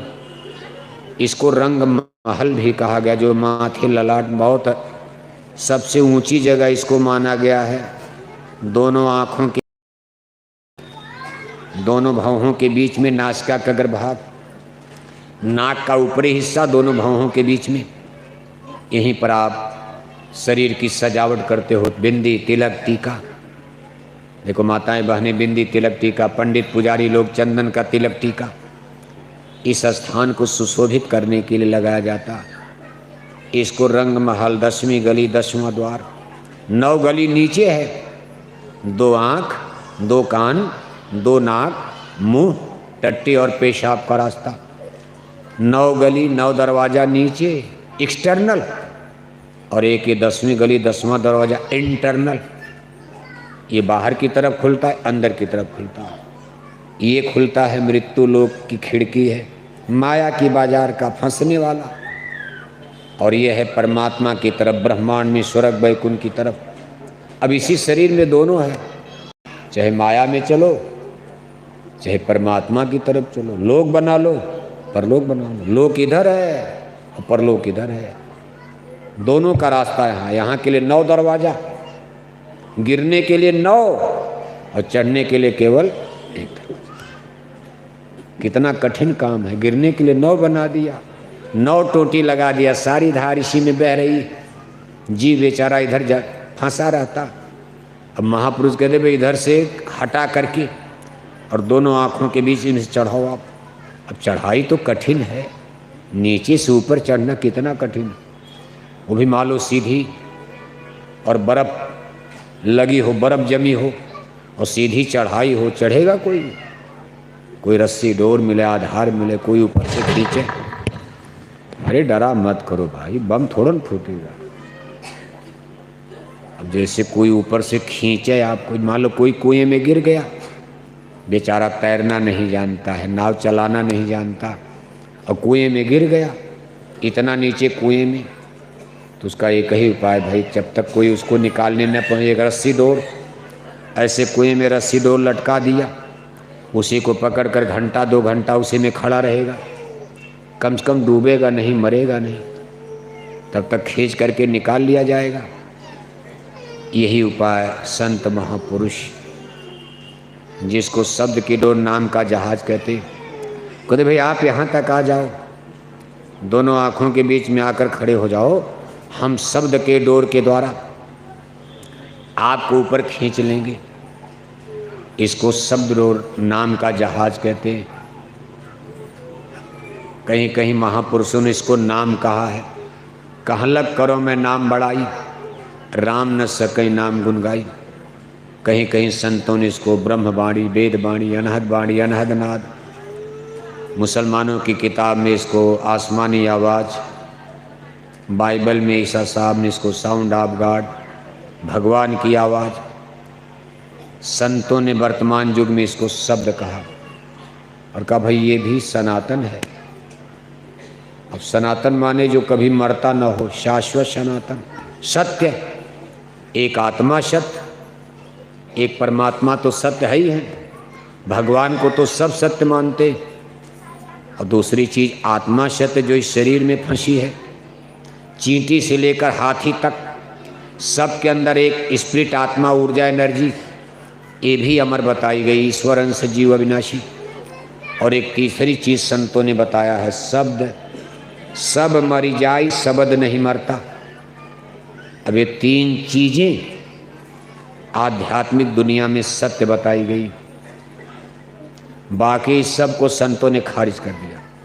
कहो उमाय अनुभव अपना, और सत हरि भजन जगत सब सपना। हरि भजन, भाई इसको भजन भी कहते, शब्द को भजन भी कहते। हरि, हरि माने भगवान और भजन माने शब्द है। कहे सब चीज़ें तो सत्य हैं, बाकी सब सारा संसार सपना झूठा है। अब देखो आत्मा परमात्मा के बीच की कड़ी को, डोर को ही शब्द कहा जाता। जैसे आप पतंग उड़ाते हो, डोरी में बांध करके उड़ा दिया, डोरी के द्वारा पतंग को खींच लेते हो, और मान लो कहीं डोरी कट गई तो पतंग वापस नहीं गई फिर। और मान लो डोरी नहीं कटी और पतंग जा कर के कहीं झाड़ में फंस गई, तब भी आप झटके से खींचोगे तो डोरी टूट जाएगी, पतंग वहीं फंसी रह जाएगी। ठीक यही गति आज आत्मा की हो गई। सतगुरु मैं तेरी पतंग, उस ब्रह्म पुरुष ने आत्माएं जहाँ उनके पास थी वहाँ से पतंग की तरह से उड़ा दिया। यहाँ तो पतंग आप ऊपर उड़ाते, उन्होंने नीचे उड़ा दिया। हम लोग तो पतंग ऊपर उड़ाते हैं, लेकिन उन्होंने नीचे पतंग उड़ा दिया। लेकिन हर पतंग में डोरी लगाई गई। अगर ये डोर न होती तो कोई अब अमर देश सतलोक न जाता। बस हम लोग यहीं फंसते, जन्मते मरते रह जाते। लेकिन भगवान की कृपा देखो, दया देखो, उन्होंने सिस्टम बना रखा, भाई हम डोर में छोड़ेंगे, चाहे कितनों नीचे ले जाओ, आदमी बनाओ, गाय बनाओ, कुत्ता बनाओ, बिल्ला बनाओ, नरक में ले जाओ, कीड़ा बनाओ, मकोड़ा बनाओ, चींटी बनाओ, चीटा बनाओ, लेकिन इनके साथ नाम की डोर, शब्द की डोर लगी रहेगी।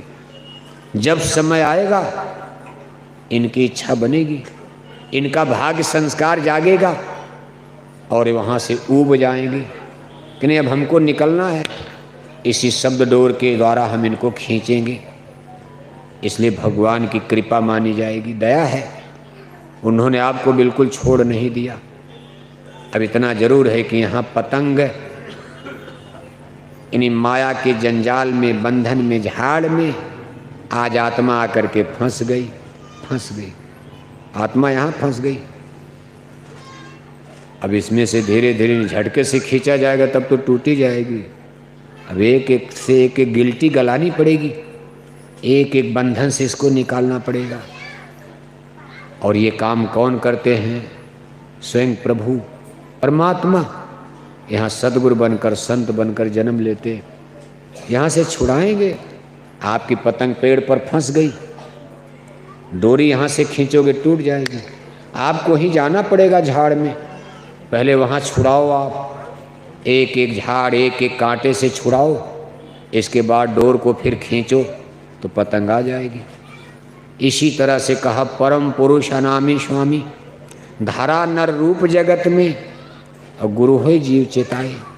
जो जो माना वचन समझ के उनको संग लगाए। कभी ये संत क्या होते? कभी सत्य पुरुष ने धारा रूपा, संत स्वरूप भय जग भूपा। हुक्म दिया अब कतई ऐसा, भक्ति बहु बिना कहो तरना कैसा। कलयुग का ये धर्म संहारो, भक्ति भाव अब चित्त में धारो। कभी सत्पुरुष भगवान जिनकी ये सुरतें थी, जिनकी आत्माएं थी, आगे चलकर उन्होंने इसी सुरतों को, आत्माओं का एक भंडार अपने छोटे पुत्र, सबसे छोटे दुलारे प्यारे पुत्र व्यापक ब्रह्म निरंजन भगवान को दे दिया। कभी काल किया, हम इनको काल कहा गया है। व्यापक ब्रह्म निरंजन को संतों ने काल भी कहा है। अभी सब कथा होता तो आप जानते ही हो थोड़ा बहुत, लेकिन जानते हो लेकिन भूल जाते हो, और भूल करके फिर वही काम करते हो, रगड़ा झगड़ा वाला। सोचो ऐसे भजन वजन नहीं बनता, इतना आसान समझ रहे हो आप। का काल किया हम सेवा भारी, सेवा बस हम कुछ न बिचारी। उसने तुमको मांगा हमसे, सौंप दिया हम सेवा बस में। काल लाए तन मन में घेरा, दुख पाए तुम बहुत घनेरा। तुमको दुख में देखा जब ही, मौज उठी हम आए तब ही। आय किया हम शब्द उपदेशा। अब देखो बता रहे कि हमने शब्द का उपदेश किया, क्योंकि उनको मालूम, हम आप तो भूल गए थे, उसी को नहीं पता, कोई जानता ही नहीं तक सीढ़ी बनी है। ऐसी सीढ़ी बनी थी, सब लोग यहाँ भूल गए। काल देश अपना, सूरत देश अपना बिसराना। काल देश घर अपना जाना, अपने घर को अपने सब भूल गई, डगर उगर सब घर ही भूल गई, रास्ता की बातें छोड़ो आप। कहा काल दिया जीवन को धोखा, चौथे पद से सबको रोका। सतयुग त्रेता द्वापर बीता, कोई न जानी शब्द की रीता। कलयुग में स्वामी दया बिचारी, प्रगट करके शब्द पुकारी। कलयुग में संतों ने दया करके कहा भाई हम बताते रास्ता आपको, बड़े आराम से निकल चलोगे। सीढ़ी हमने पहले ही बना, हमने छोड़ा नहीं आपको। लेकिन काल ने जीवों को धोखा देकर शब्द की सीढ़ी, शब्द की पौड़ी जो हमने बनाई थी, इस पर उन्होंने ऐसा पर्दा डाल दिया, पता ही नहीं चला, कोई जान नहीं पाया। सतयुग बीत गया, त्रेता बीत गया, द्वापर बीत गया। ऋषि मुनि ज्ञानी ध्यानी नहीं जान पाए, धोखा खा गए। वो भी बेचारे माया के पचड़े में, जाल में फंस गए। का श्रृंगी को भृंगी कई डारेस, नारद के पीछे पड़ गए पछार। पूजा करत गोरख जी को लूटा, निवृष को लूट लिया, हलवा खिलाए। कहा बड़े बड़े ऋषि मुनियों की माया ने मट्टी पलीत कर दिया, क्योंकि शब्द का ज्ञान किसी को नहीं हो पाया। का शब्द शब्द पौड़ी हम रची, चढ़ चढ़ पहुँचो नगरी सच्ची। कभी आय किया हम शब्द उपदेशा, शब्द माहे तुम करो प्रवेशा। का हमने शब्द की सीढ़ी ब्रह्मांड में बना रखी, आपको कुछ नहीं करना, बस मेरे रंग महल चली आओ, दिखाऊं तो ही अगम गली। आप थोड़ा सा अपना ख्याल ध्यान हटाकर अपने मन के बोझे को हल्का करके, हल्का होगे तभी तो ऊपर चढ़ोगे। अब 10 कुंतल का बोझा लेकर कोई कहाँ चल पाएगा? ऊपर चलना है। ऊपर चलने के लिए सब बोझा उतार दो, और बोझा एक दो नहीं है, कितना बोझा लदा है। कहा बधे तुम गाढ़े बंधनान, हंसे तुम गाढ़े बंधनान। पहला बंधन पड़ा देह का, दोसर तिरिया जान। तीसर बंधन पुत्र का जानो, चौथा नाती मान। और नाती के फिर नाती होवें, तो फिर कहिए कौन ठिकान। 14 15 17 दसरी, बांध लिया तुम बहुबे तान। सुख संपदा और हाट हवेली, आय बिछाया बहुबे जाल। क्या क्या विपद बखानू तेरी, तुम माया में रह गलतान। और मरे बिना तुम छोड़त नहीं, जीते भर देते नहीं कान। संत सदगुरु बहु समझावें, उनकी बातें एक न मान।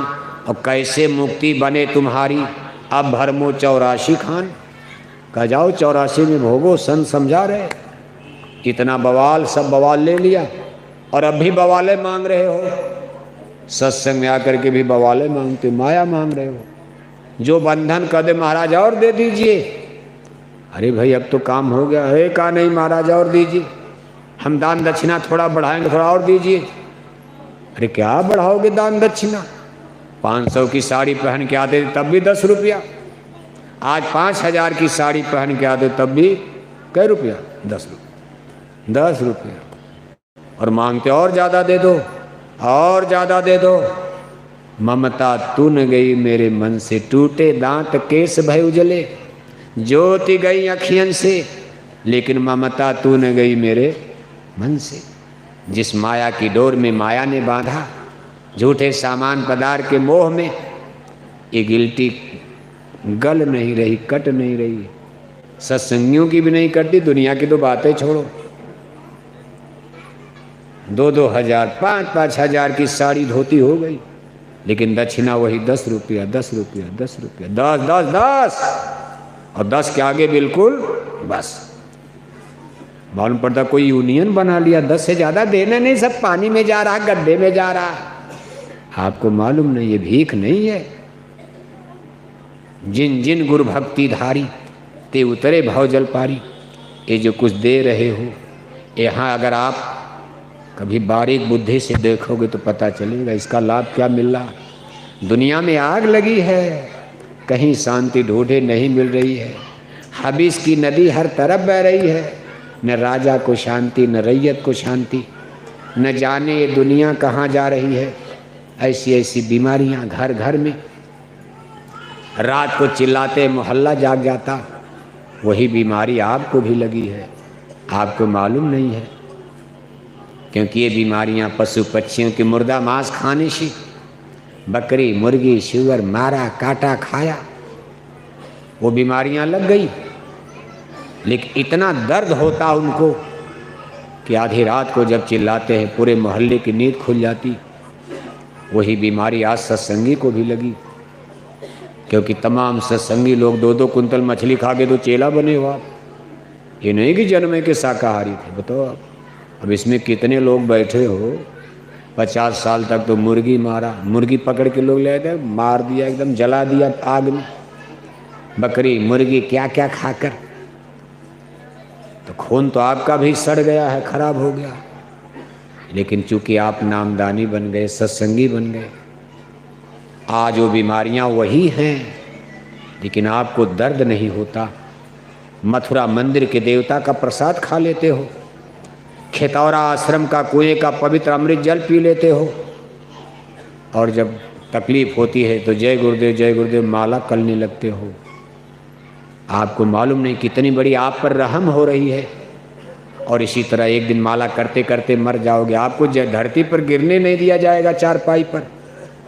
ये गुरु महाराज ने वचन दिया है, वादा किया है कि जय गुरुदेव नाम बोलोगे मरते समय मैं मिलूंगा। यमराज के सिपाही आपको छोड़कर भाग जाएंगे, आपके कमरे में नहीं आएंगे, मैं आपकी मदद करूंगा। मुझको भूलना मत, मुझे याद रखना। मेरे चेहरे मोहरे को देखकर पहचान लो। गुरु महाराज कहते थे मौत के समय मैं मिलूंगा। जय गुरुदेव नाम अंदर अंदर, जबान तो बोल नहीं पाओगे, मर रहे हो, जबान बंद हो गई, लेकिन अंदर अंदर बोलना सांस पर। मैं मिलूंगा, आपके कमरे में आऊँगा, आपके बिस्तर पर, चारपाई पर, पलंग पर, सिरहाने मैं मिलूंगा। उस दिन मैं आपकी मदद करूंगा। धर्मराज यमराज की अदालत में मैं चलूंगा, मैं आपका मुकदमा लड़ूंगा। मुकदमा है, बहुत FIR है आपके ऊपर, इतना आप केस करते रहते हो, FIR लग गया। रोज 2-4 घटना तो कर ही रहे हो। गुरु महाराज कहते थे बच्चा, किसी की निंदा करोगे तब भी 2 से 1 FIR लग गया। भगवान की अदालत में आप पर एक मुकदमा हो गया, निंदा कर दिया, किसी की चुगली कर दिया, किसी का अपमान कर दिया, किसी के दिल को दुखा दिया, कहा आपके ऊपर FIR। जब सत्संगी नहीं थे तब तो बहुत गलत किया। सत्संगी बनने के बाद भी देखो गंदी आते जल्दी जाती नहीं। सठ सुधरें सत्संगति पाई, सुधार हुआ नहीं, अभी मरज गई नहीं, तब तक मरीज अस्पताल छोड़कर भाग गया। क्या सुधार होगा? सुधार तो सत्संग से ही होना था। सत्संग महिमा हाथी भारी। सब प्रकांड बन गए, पंडित बन गए, विद्वान बन गए। अब कहने लगे अब की क्या जरूरत है, हम तो खुद ही ज्ञानी बन गए। छोड़ छाड़ करके घर में बैठ गए, गलत संगत में चले गए, सुबह शाम एक दूसरे की निंदा चुगली में लग गए। सत्संगियों के व्यवहार को जरा देखो, इनकी रहनी गहनी कपट विचार को देखो। जहाँ बैठते हैं एक दूसरे की चुगली करते, एक दूसरे की निंदा करते, और निंदा करते करते मथुरा तक पहुँच जाते, अपने गुरुद्वारे की भी निंदा करने लगते। अब इनको क्या समझाया, जिन्होंने क्या सत्संग सुना। हरि गुरु निंदक दादुर होई, गुरु से करे कपट चतुराई, सो हंसा भव भर में जाई। हमारे आपके लिए गुरु और अपने गुरु और गुरुद्वारे की निंदा करना घोर अपराध माना जाता। गुरु महाराज आपके रांची में जहाँ भी गए, 1 घंटा के लिए गए, जहाँ 1 दिन के लिए गए, आज लोग वहाँ मंदिर बना रहे हैं, उस धरती को पूजा जा रहा। और जहाँ गुरु महाराज 60 वर्ष रहे, अपने जीवन का सब समय जहाँ गुजारा उन्होंने 60 वर्ष, जहाँ गुरु महाराज ने जिस मिट्टी के कण कण को अपने चरणों से पवित्र किया, आज उसको छोड़ करके आप रांची में बैठ गए। क्या मिलेगा आपको? सोचते हो कि हम भजन कर लेंगे, जीवन बीत जाएगा, कान में उंगली डाल करके मर जाओगे, कभी घंटे संग की आवाज़ सुनाई नहीं पड़ेगी। इसके लिए अगला लेना पड़ेगा। लेकिन ठीक है, फिर भी भाग्यशाली हो, मथुरा को गाली दो, छोड़कर मथुरा चले जाओ, चाहे जाकर शराब पियो, मांस खाओ, लेकिन इतनी अच्छी जगह आ गए, नामदान इतनी महिमा है इसकी। संत डारिया बीज घट धरती यह जीव की, को असमृत हो जो जा रहे उस बीज को। कछु काल के बाद जब बीजाय अंकुर गहे, जब जब आवें संत अंकुरी उन संग लगे। मान लो नामदान लेने के बाद कोई मांस खाने लगा, शराब पीने लगा, जैसा आप रांची में भी देखते हो, कोई कहीं गिरा, कोई कहीं गिरा, थी जगह न कोई कहाँ गिरा। बड़े बड़े लोग, अच्छे अच्छे धुरंधर, दूसरे को ज्ञान देने वाले, शिक्षा देने वाले, सत्संग देने वाले, आज खुद ही कूप मंडूक हो गए। पता नहीं चलता उनकी बुद्धि क्या हो गई, क्या सोचते, ऐसी ऐसी बात करते जिनको सुन करके हंसी आती कि क्या माया ने इनको कैसे धोखा दे दिया, बुद्धि पागल कर दिया। लेकिन कुल मिला करके देखो, संत मत का नियम जिसको नामदान दे दिया, कहते भाई संतों के जीव कभी नरक नहीं जा सकते। नाम दान लेने के बाद गलत संगत में जाकर मांस खाने लगे, तमाम लोग दारू पीने लगे, गांजा पीने, लेकिन मरेंगे, नरक नहीं जाएंगे। ये नाम दान का संतों के महत्व होता। गुरु नानक जी महाराज का एक जीव नरक चला गया। गुरु नानक तो कलयुग में ही, उसमें दिल्ली में बाबर सम्राट, मुगल सम्राट बाबर का राज चल रहा था। गुरु नानक जी महाराज अपने जीव की रक्षा के लिए नरक की तरफ जाते। जब नरक के करीब पहुँचे तो जैसे किसी तालाब के किनारे आप बैठ करके अपना पैर पानी में डुबो, ऐसे गुरु नानक देव जी नरक के किनारे बैठकर अपने चरणों को उन्होंने नरक में डाला। उनके अंगूठे का स्पर्श करते ही नरक कुंड सूख गया। उसमें भरा क्या था? पीक, मवाद, मल मूत्र, गंदगी। नरक बहुत खतरनाक चीज़ है, उसमें जीव सड़ता रहता। और एक ही जीव, गुरु नानक का ही जीव नहीं, अनगिनत जीव पड़े थे। लेकिन जब नरक कुंड सूख गया तो सब जीवात्माएं पार हो गई, सबका उद्धार हो गया, सब नरकों से बाहर आ गई। नरक सूख गया, एक जीव के लिए सब जीव पार हो गए। नानक नरक अंगूठा बोरा, सब जीवन का किया निबेरा। तब काल ब्रह्म पुरुष, बड़ी उनको चिंता हो गई, तो गजब हो गया, एक जीव के चक्कर में और अनगिनत जीव पार हो गए। तब उन्होंने अपने अधिकारी कर्मचारियों को बुलाया, मीटिंग किया। कभी देखो ये तो बड़ा गड़बड़ मामला है, अब संतों के जीव को नरकों में मत लाना। हमारे गिने चुने 54-55 नरक हमने बनाए, गिनती का नरक है। जैसे यहाँ जेल अलग अलग होती है, वार्ड, ऐसे नरक अलग अलग। अब धर्म ग्रंथों में कहीं 52 कहीं 55 नरक का जिक्र आता। कभी हमने गिने चुने तो 55 नरक बनाए, एक नरक आज हमारा खत्म। इसी तरह संत आते रहेंगे अपने जीवों के लिए तो थोड़े दिन में सब नरक खत्म हो जाएगा। और हमारे पास अब इतना मसाला नहीं है कि हम खुद नरक फिर बना सकें। मसाला तो कहीं से मिला था, जितनी हमको इजाज़त जितना था हमने कर लिया, इसलिए गड़बड़ हो जाएगा। अब नरक में मत डालना। कभी विधान बदल दिया, कलयुग में विधान बदला।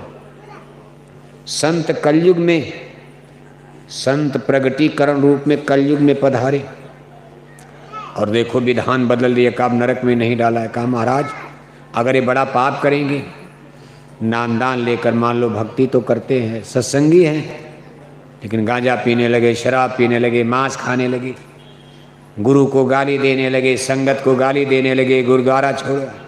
अरे कहा उनको भी नरक मत डालना, धोखा हो जाएगा।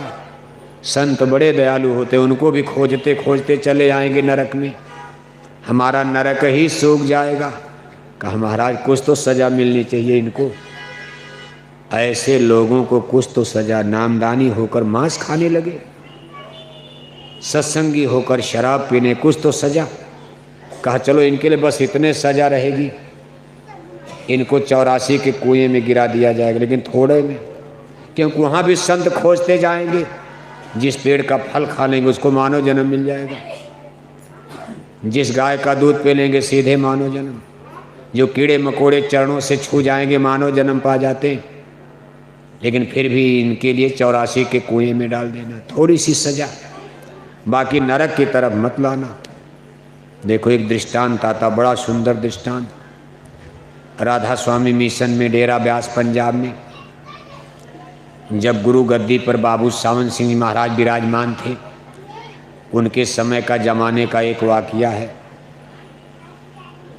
उनके यहाँ एक शिष्य भगत, वो आश्रम में बहुत अच्छे सेवादार, जमाना ब्रिटानिया हुकूमत अंग्रेज़ों का राज उस समय था, और बाबू सावन सिंह महाराज एग्जीक्यूटिव इंजीनियर, अंग्रेजी मिलिट्री में बहुत पढ़े लिखे आदमी थे, पंजाबी थे, सरदार। जब भारत में स्कूल था ही नहीं, उस ज़माने में इतनी बड़ी पोस्ट पर पहुँचे एग्जीक्यूटिव इंजीनियर अंग्रेज़ों के राज में, बड़ा मान था, सम्मान था। बाद में गुरु गद्दी पर भी बैठे। उनके एक शिष्य थे, आश्रम में बड़ी सेवा। बाबू सावन सिंह महाराज विदेश से एक पुरानी आटा चक्की मशीन मंगाए थे। उस ज़माने में आटा चक्की मशीन, अब आज के ज़माने का हेलीकॉप्टर है समझो, कोई जानता ही ना। आटा चक्की मशीन आटा भी पीसती है, सबके हाथ से चक्कियाँ चलती थी आटा। उस ज़माने में आटा चक्की मशीन यही चलाते थे। छोटे बड़े सब काम वो आश्रम में करते थे, बड़े तकनीकी आदमी थे, सब तरह की सेवा। धीरे धीरे गुरु जी के बड़े प्यारे हो गए। गुरु महाराज की कुटिया में आना जाना, उनके लिए कोई रोक टोक नहीं, इन्हीं गुरु महाराज के बिल्कुल नज़दीक हो गए। बड़ा मान सम्मान, स्वागत सत्कार। लेकिन देखो विधि का विधान। एक दिन आश्रम में किसी प्रेमी से उनका झगड़ा हो जाता, झगड़ा हो गया दोनों लोगों में, काल का दाव लग गया। संजोग से गुरु महाराज वहीं चौकी पर बैठे, उन्हीं के सामने झगड़ा हो गया। अब उनको इस बात का बड़ा रंज होता। यह रंज नहीं कि उस आदमी ने झगड़ा किया, दुख उनको इस बात का हुआ कि गुरु महाराज कुछ बोले नहीं। मैं गुरु महाराज का नंबर 1 का सेवादार, एक बार डांट देते तो आदमी चुप हो जाता। गुरु महाराज चुपचाप देख रहे और वो मुझे गाली दे रहा है। मेरी सारी इज्जत तो मिट्टी में मिल गई, मेरी बड़ी बेइज्जती हो गई। आज यही तो होता है, मान बड़े मुनिवर गले, मान सबन को खाए। इतना बड़ा झटका लगा, नाराज हो गए। अगले दिन अपना बेड बिस्तर उठाए, आश्रम छोड़कर चले गए। गुरु महाराज भी कुछ नहीं बोले। लोगों ने कहा गुरु जी जा रहे। अरे कहा जाने दो, क्या हो गया, कैसे हो गया। अब गुरु महाराज भी चाहते थे कहीं से अहंकार रहा होगा। अब संत तो अंतर्जामी होते हैं, उनको अपनी सेवा का भी तो अहंकार चढ़ता है। मैं बड़ा भगत हूँ, बड़ा भजनानंदी हूँ, मुझसे बड़ा गुरु का कोई सेवादार नहीं। और अहंकार तोड़ना जरूरी होता। कराया सब गया जब आया अहंकार। दीन गरीबी मत इस जुग का, नानक नन्हा होए रहो जैसे नन्ही दूब। और घास जर जाएगी दूब खूब की खूब। कहा बड़े बने तिन मार सही, बड़प्पन बड़ा मान अहंकार, ये तो भजन में बहुत बाधा है। तो गुरु महाराज ने तो सोच करके मौज हो गई, आश्रम छोड़कर चले गए। और गए तो इतना नाराज कि गलत संगत में जाकर शराब पीने लगे, गलत संगत में गांव में लोगों के साथ मांस खाने लगे। धीरे धीरे उनको बहुत बड़ी बीमारी लग गई, भारी जवानी में मर गए। और मरने के बाद उनको मिला कुत्ते का जन्म। क्या बन गए? कुत्ता बन गए। क्या बन गए? सत्संगी, नामदानी। जाना तो नरक चाहिए, नियमता तो नरक जाना चाहिए, लेकिन नामदान पाए थे तो क्या बन गए? कुत्ता बन गए। लेकिन देखो भाग्य उनका, भटकते भटकते पतन कैसे कुत्ता आश्रम में आ गया। गुरु महाराज की मौज देखो, डोर से खींच रहे, नामदानी थे, भाग खींच करके आश्रम में ले आई। आश्रम में भंडारे में खाना पीना जूठा मूठा जो भी मिलता था। लेकिन वो कुत्ता देखने में बड़ा सुंदर था, खूबसूरत। जैसे कुत्ता भी आप देखते हो, कितने कुत्ते इतने अच्छे लगते कि लोग उसको अपने गोद में, बड़े बड़े लोग गोद में उठा लेते। और कुछ कुत्ते को देख करके घृणा होती। वो कुत्ता इतना सुंदर था, आश्रम में सब लोग उससे प्यार करने लगे। धीरे धीरे गुरु महाराज की कुटिया में आने जाने लगा। गुरु महाराज ने जब उस कुत्ते को देखा तो उसके सर पर हाथ रख कर लगे शहराने। अब गुरु महाराज कुटिया में ही, गुरु महाराज की कुटिया में ही अब वो कुत्ता देखो अपना अड्डा बना लिया।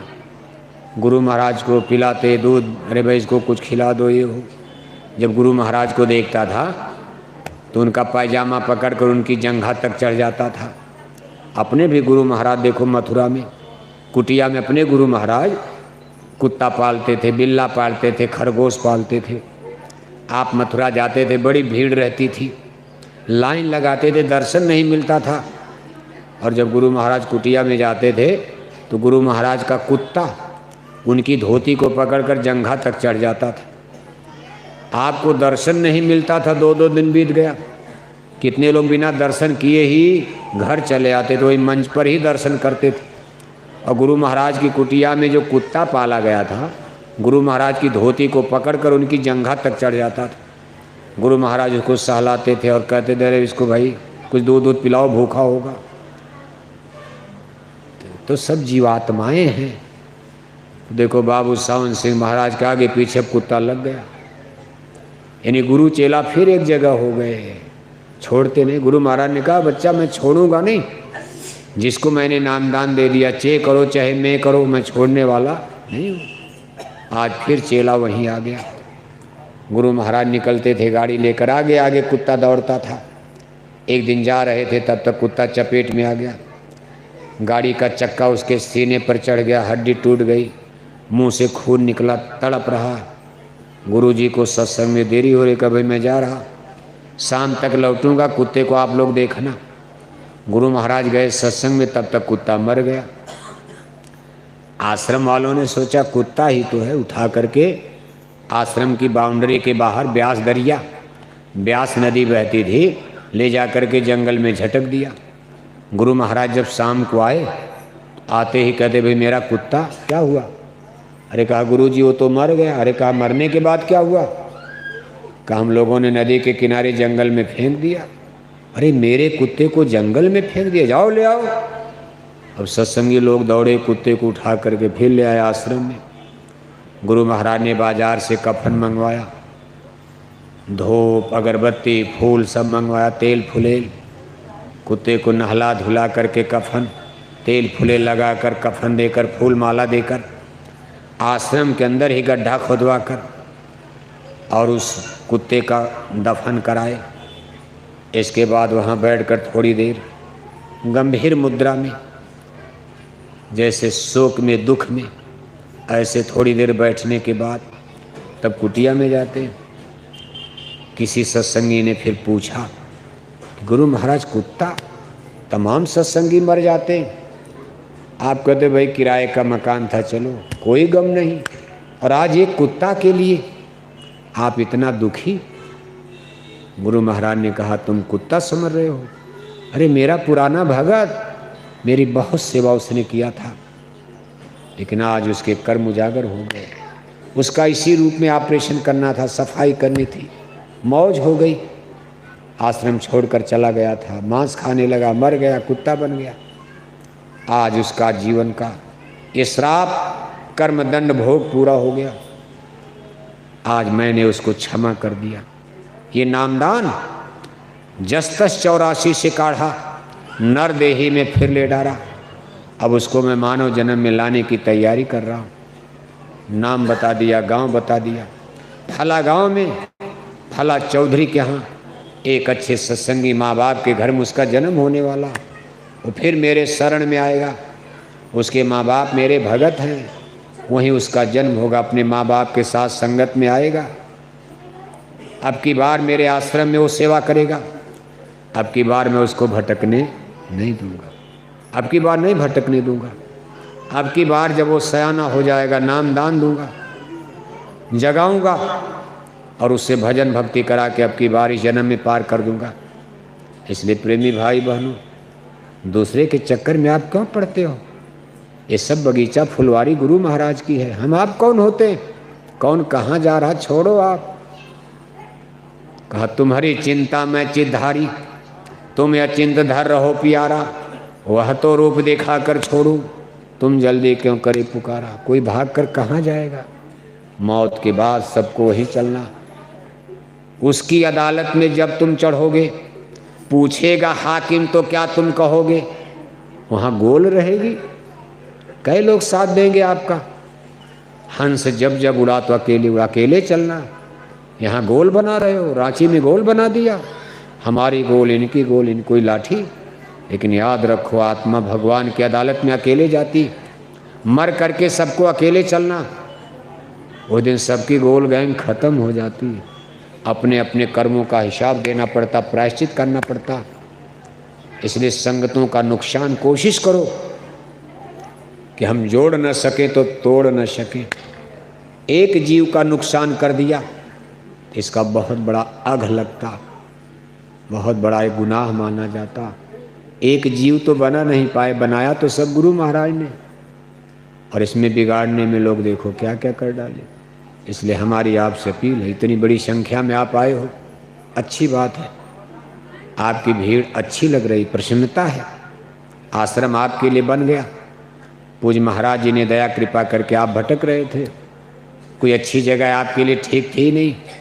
देखो मथुरा दरबार का ये आश्रम है, और ये जमीन मथुरा दरबार के नाम पर रजिस्ट्री है। इसमें कोई कानूनी अड़चन व्यवधान नहीं कि कोई जीएस है, बंजर है, ये है वो है, किसी का घर है, किसी की कोठी है, कोई हटा देगा।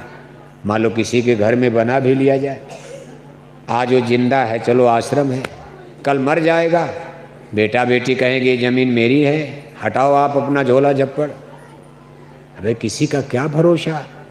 आप तमाम सत्संगियों का भाव बिगड़ते देख रहे हो। आप अच्छे अच्छे लोग बिगड़ गए, तो आगे बेटा बेटियों का क्या भरोसा? कल आपको निकाल देंगे। आप 10 लाख लगा कर बना दिए, जमीन उनकी है, बेटा बेटी कहेंगे हटो आप यहाँ से।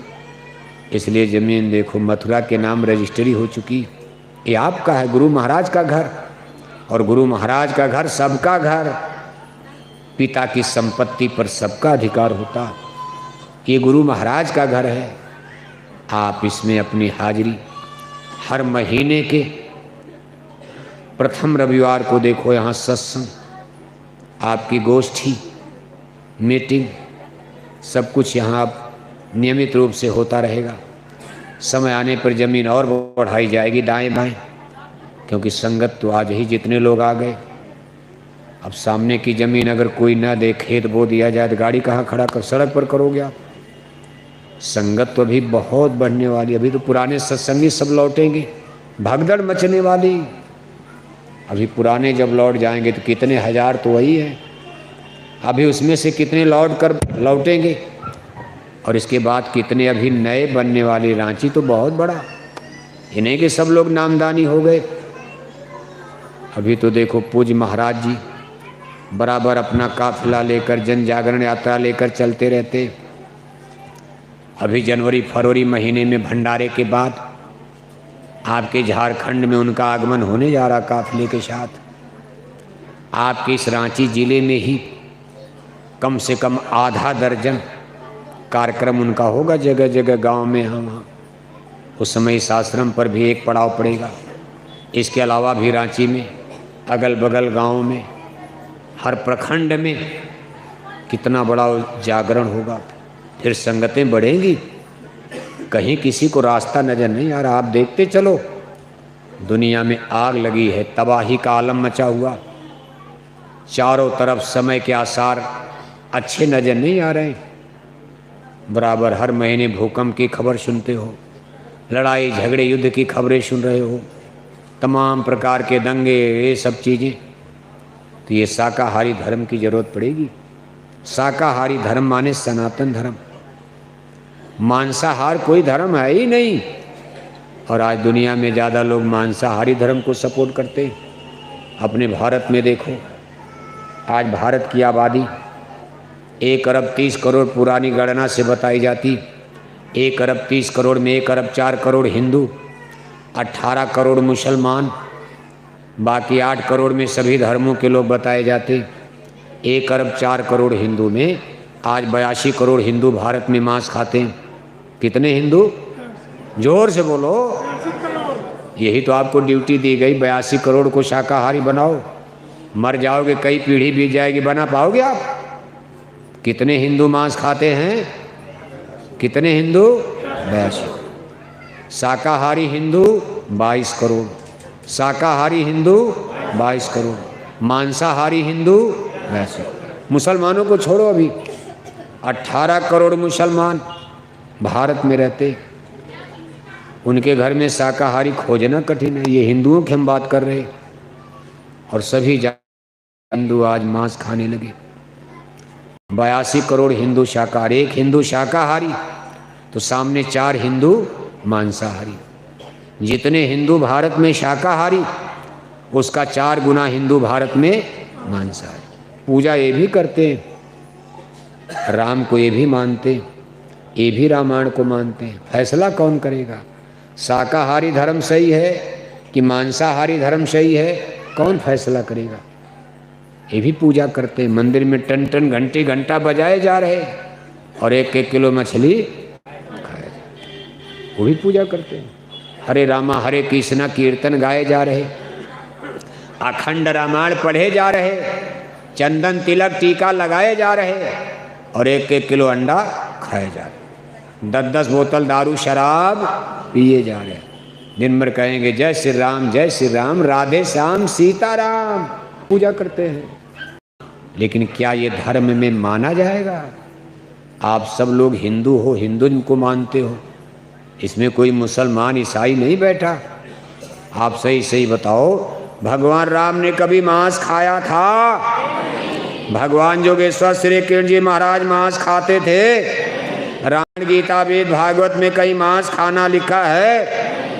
भगवान राम का धर्म शाकाहारी, और 4 वेद के पंडित राजा रावण का धर्म, रावण का धर्म, जोर से बोलो, भगवान राम का धर्म शाकाहारी, और 4 वेद के पंडित राजा रावण का धर्म मांसाहारी। दोनों धर्म में लड़ाई हो गई, हिंदू मुसलमान नहीं। तब हिंदू मुसलमान कहाँ थे? राम रावण का युद्ध तो हिंदू मुसलमान का युद्ध था। उस समय न कोई मुसलमान था, न ईसाई था, न सिख था, दुनिया में एक धर्म था। जिसमें राम रावण का युद्ध हुआ उसमें धर्म था, उस धर्म का नाम था वैदिक धर्म। आई गई है सामवेद, यजुर्वेद, अथर्ववेद, ये वेदों का ज्ञान धरती पर सबसे इसलिए ब्रह्मा को पहला गुरु बताया जाता। इन्हें भी धरती पर कोई स्कूल नहीं, कोई कॉलेज नहीं, कोई आश्रम नहीं, कोई मठ नहीं, कोई मंदिर नहीं, देवालय नहीं, अभी कोई गुरु धरती पर नहीं था। पहले गुरु कौन बने? ब्रह्मा। वेद मिले ब्रह्मा को आई, देख वेद ब्रह्मा हर्षाई। ब्रह्मा ने कुछ लोगों को पढ़ाया, फिर वहीं से धीरे धीरे विस्तार हुआ। उन्होंने उनको पढ़ाया, उन्होंने फिर ब्रह्मा ने 10 को पढ़ाया, 10 लोगों ने 1000 को पढ़ाया, 1000 लोगों ने लाख को पढ़ाया, लाख लोगों ने, करोड़ों को, पूरी दुनिया को पढ़ा दिया। जो पढ़ लिए ठीक, नहीं पढ़े गलत काम करने लगे तो उसी से राम रावण का युद्ध है। केवल शाकाहारी मांसाहारी का ही तो युद्ध हुआ। शाकाहारी धर्म ही शाश्वत सनातन धर्म है। इसलिए शाकाहारी धर्म का पालन करके ही कोई पूजा पाठ, भजन भक्ति, साधना, उपासना हो सकती।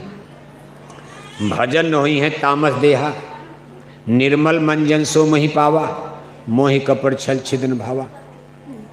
इसलिए तमाम लोग, सनातन की बात इस समय हो रही भारत में, लेकिन बड़े बड़े पंडित, पुरोहित, आचार्य, प्राचार्य, शंकराचार्य, भारत के बड़े बड़े विद्वान नहीं समझ पा रहे कि सनातन किसको कहा जाता।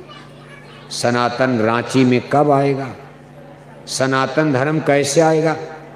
जब तक पूरे रांची जिले में मछली, अंडा, शराब की दुकानों को बंद न कर दिया जाए, तब तक सनातन धर्म आने वाला नहीं है। और ये लोग क्या कहते हैं कि मुर्गी पालन खोलते रहो, मछली पालन खोलो, सनातन आ जाएगा। ये इट इज इम्पॉसिबल, ये असंभव है। इनको अज्ञान में है, नहीं मालूम है। अंडे खिलाकर, शराब पिलाकर कोई माई का लाल भारत में राम राज ला पाएगा? भगवान राम के राम राज में अंडा बिकता था, भगवान राम के राम राज में शराब बिकती थी। इस तरह लोग दारू पीते थे। आज 40 बरस हम लोगों को बोरा पहनते हो गया। अरबों अरब रुपया, पर्चा, पोस्टर, झंडा, बैनर में ख़त्म हो गया जय गुरुदेव मिशन का। और हम लोग इतना प्रचार किए, लेकिन बेटों की शराब रांची में नहीं छुड़ा पाए। और अब पता चला कि हमारी बेटियों ने भी शराब पीना शुरू। उल्टा हो गया, बेटे शराब छोड़े नहीं और अब लड़कियों ने भी शराब पीना शुरू कर दी। भारत के बड़े बड़े यूनिवर्सिटीज, बम्बई, बेंगलोर, चेन्नई, हैदराबाद, दिल्ली, आपके रांची भी आ रहा, बिहार में पटना, मध्य प्रदेश में इंदौर, भोपाल, जो भारत के बड़े बड़े महानगर, जहाँ यूनिवर्सिटी ज्ञान विद्या का सबसे बड़ा केंद्र है, वहाँ हमारी बेटियाँ यूनिवर्सिटी कॉलेज में दारू पी रही, माँ बाप के चोरी चोरी। आपने कभी विचार किया है क्या होगा इसका अंजाम? बेटियाँ शराब पीने लगेंगी, कभी भारत में राम राज आ पाएगा? बेटियाँ शराब पिएंगी, कभी बुराई, करप्शन, भ्रष्टाचार मिटेगा? बेटियां शराब पीने लगेंगी, कभी अच्छे समाज का निर्माण हो पाएगा? बेटियां शराब पीने लगेंगी, बूढ़े माँ बाप की इज्जत, आबरू, मान सम्मान, पगड़ी बचने वाली है? ये तो जानवर का समाज बन जाएगा। अभी तो बेटे शराब पी रहे हैं, माँ बाप परेशान है, घर में पत्नी परेशान होती, पति शराब पी रहे, घर में बच्चों के लिए सब्जी नहीं और दारू पीकर फिट रहे हैं। अब जब दो सब शराब पिएंगे तब क्या होगा? बेटियां शराब पिएंगी, बेटे शराब पिएंगे, पति शराब पिएंगे, पत्नी शराब पिएगी,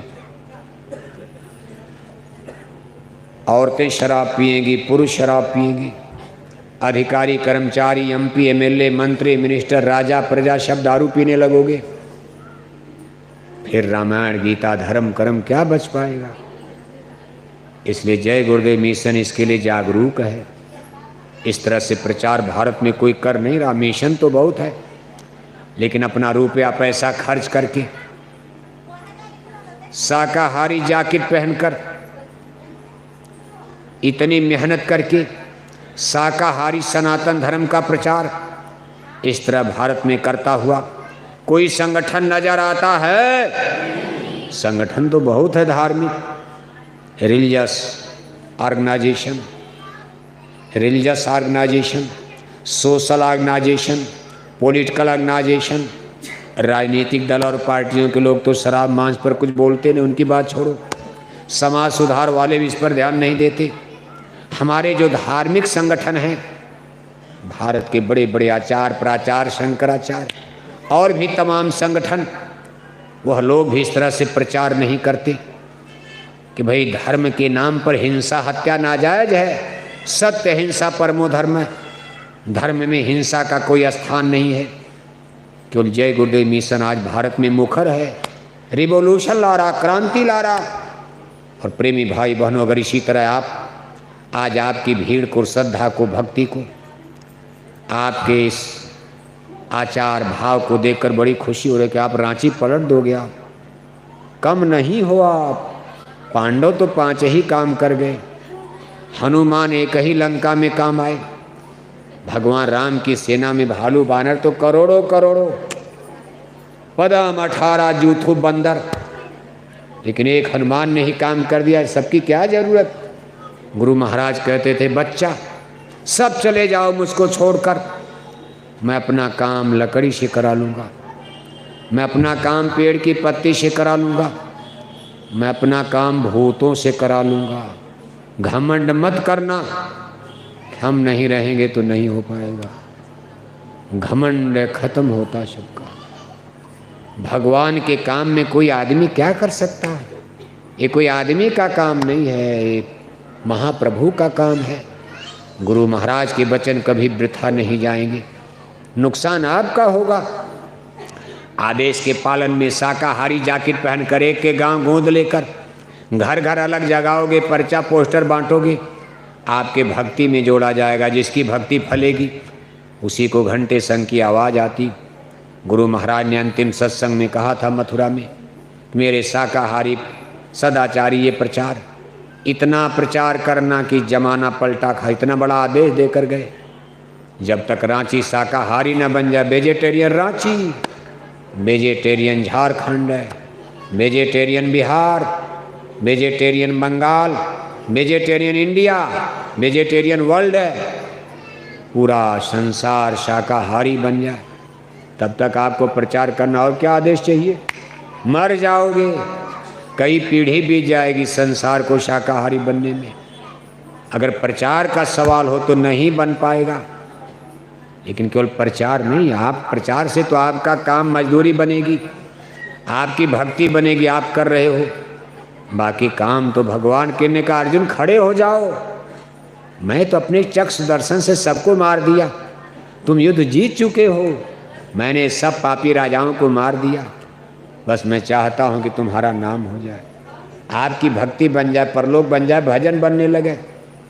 अच्छे काम में पैसा लगाओगे, अच्छे काम में समय लगाओगे, अच्छे काम में मेहनत करोगे तो पाप की काई धुलेगी, मन शुद्ध होगा, पाप की गठरी हल्की होगी। फिर शाम को कान में अंगुली डालोगे तो भजन बनेगा।